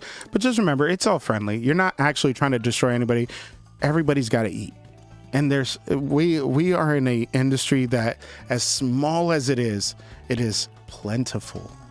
Boom. The rain has never stopped. Even when the recession hit, even when the fucking pandemic hit, creatives did not stop being creatives, which means that as their demand for people's entertainment kind of grew, the demand for quality kind of shrank, sure. But that also meant that there was an abundance of clients out there that you could reach out to. People who didn't do it before. Why wouldn't you try to make the most of everything that's in front of you? Yeah. Amen. Amen. Crush your enemies. To the point of no return? What is it? I don't know. Crush your enemy totally through quality and customer experience. Yeah. Boom. I think that's a great way to end this podcast. Yeah. I love the idea of having a product so fucking good that you can't fathom a competitor. You demotivate people that aren't willing to put in the work. And those that are motivated by it will grow alongside you and eventually be the people that you're also trying to grow past. Because some people might find your flaw, and that's a good thing. There's a level of me that's like totally okay with like people listening to this podcast realizing how hard it is that we work, and we just crush their dreams completely. It's like I will never be able to be like them, and I'll be like, fuck because yeah. I would rather work with those that heard this and been like, you know what? Let's fucking go. Well, yeah, and there's go. the true person that's going to do well is like the person that doesn't have a plan B. They're just so willing to go through the bullshit that they're going to make it. People that get scared, listen to us and get scared and are unmotivated because they never realize how hard it is to do this shit. Yeah. Then I will say it's like, that's good because you're making room for everybody else who's willing to put in the work. Oh, yeah. So it's like, crush your enemies completely. Oh. This one's about to come and crush you. My second son, my youngest son, just walked in. Hello, Kyo. You want to say hi? Hey, buddy. We're good. Let's end this episode. Say hi, Kyo. You want to say hi into the microphone? Say ah. Louder. Mutta. Okay, he's not going to say anything. All right. Well, thank you so much. And on that note, again, if you want to support us in a completely free way, leave a 5-star review on whatever platform you use, whether it's Google Podcasts, Apple, Spotify, etc., etc. If you are interested in hearing specific techniques on how to improve your mixes from breaking down techniques point perspective, go to mixingmusicpodcast.com/exclusive, sign up for $4 a month or $40 a year, and you get 2 extra episodes, exclusive episodes hidden behind a paywall every single week. And we break down techniques, mixing techniques that are practical. We give homework and ideas. Go check that out. Once again, mixingmusicpodcast.com/exclusive and become a subscriber. And on that note, I will say, happy mixing, my friends, and stay saucy. Boom. See, Pixel, that was. I knew I could flip it. Yeah, there you go. I think that was actually really great. You want to say something? Yeah. He said, yeah. Say hello. Yeah. Say ah. Say ooh. Say ow. Can you sing? Can you sing a song? That's a good song. It's my favorite death metal song. Can you sing another song? No. Oh, okay. I think that he said no. Actually, it's all the same to me. Yeah. No. I heard, don't you come around no more, no more, no more, no more. Okay, I'm gonna stop this Instagram live stream. Yo, James. I like how you got... Okay. Okay. Well, and that's it for this episode. Pixel, the book is 48 Laws of Power by Robert Greene. We're just breaking down a few of the laws that relate to our industry.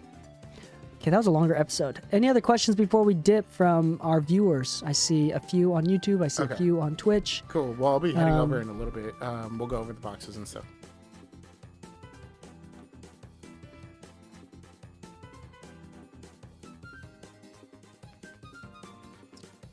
No, See you all the soon. computer chairs and everything need to go up. See you soon. The red All right, y'all. couches Have a need to good, stay. have a happy day. Have a good evening, Pixel. Yeah.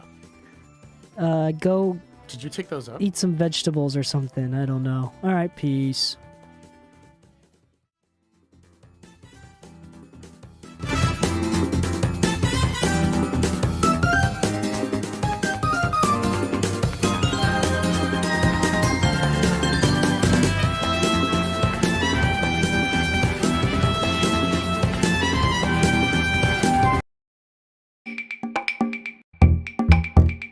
So they're finally here, performing for thee. And if thou know the words, thine can stand with me. Put thy hands together, if thou'st wish to clap, as we take thee through ye old monkey rap.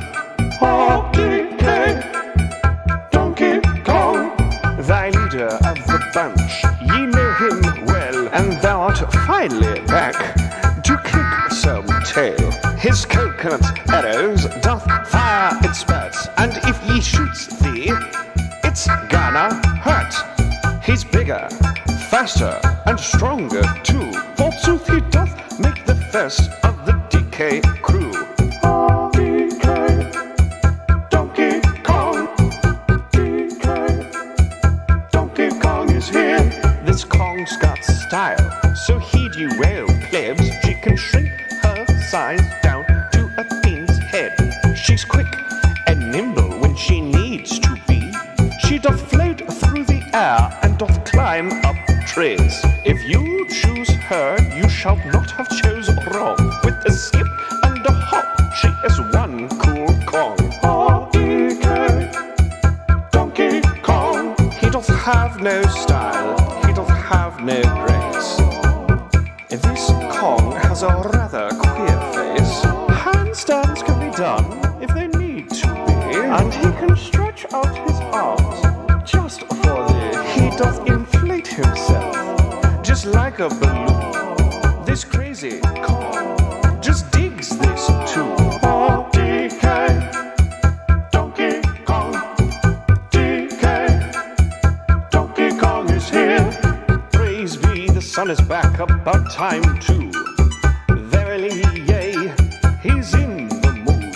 He can fly real high on his Icarus wings, and when his arrows doth fly, they shall be smiters of kings. He shall maketh thee smile when he playeth his tune. But rapscallions beware, 'cause no mercy he shall spare. Donkey Kong, finally he is here for thee. He's the last member of the DK team. This Kong's so strong, it isn't funny. He can make a rapscallion cry out for his mummy. He picketh up boulders with relative ease. He maketh crushing rocks seem like such a breeze. He may doth move slow, he cannot jump high, but I say to thee, this Kong's one hell of a guy. Walnuts, peanuts, pineapple smells, grape smells, oranges and coconut shells. Oh, walnuts, peanuts, pineapple smells, grape smells, oranges and coconut shells.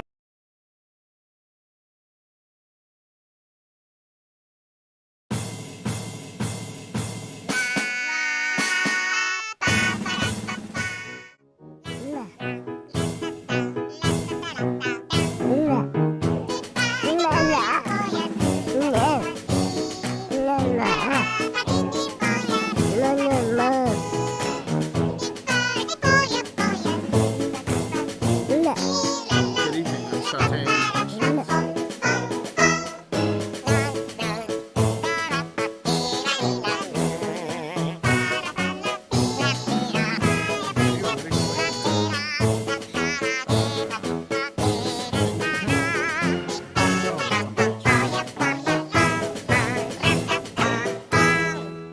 Oh no, is that YouTube?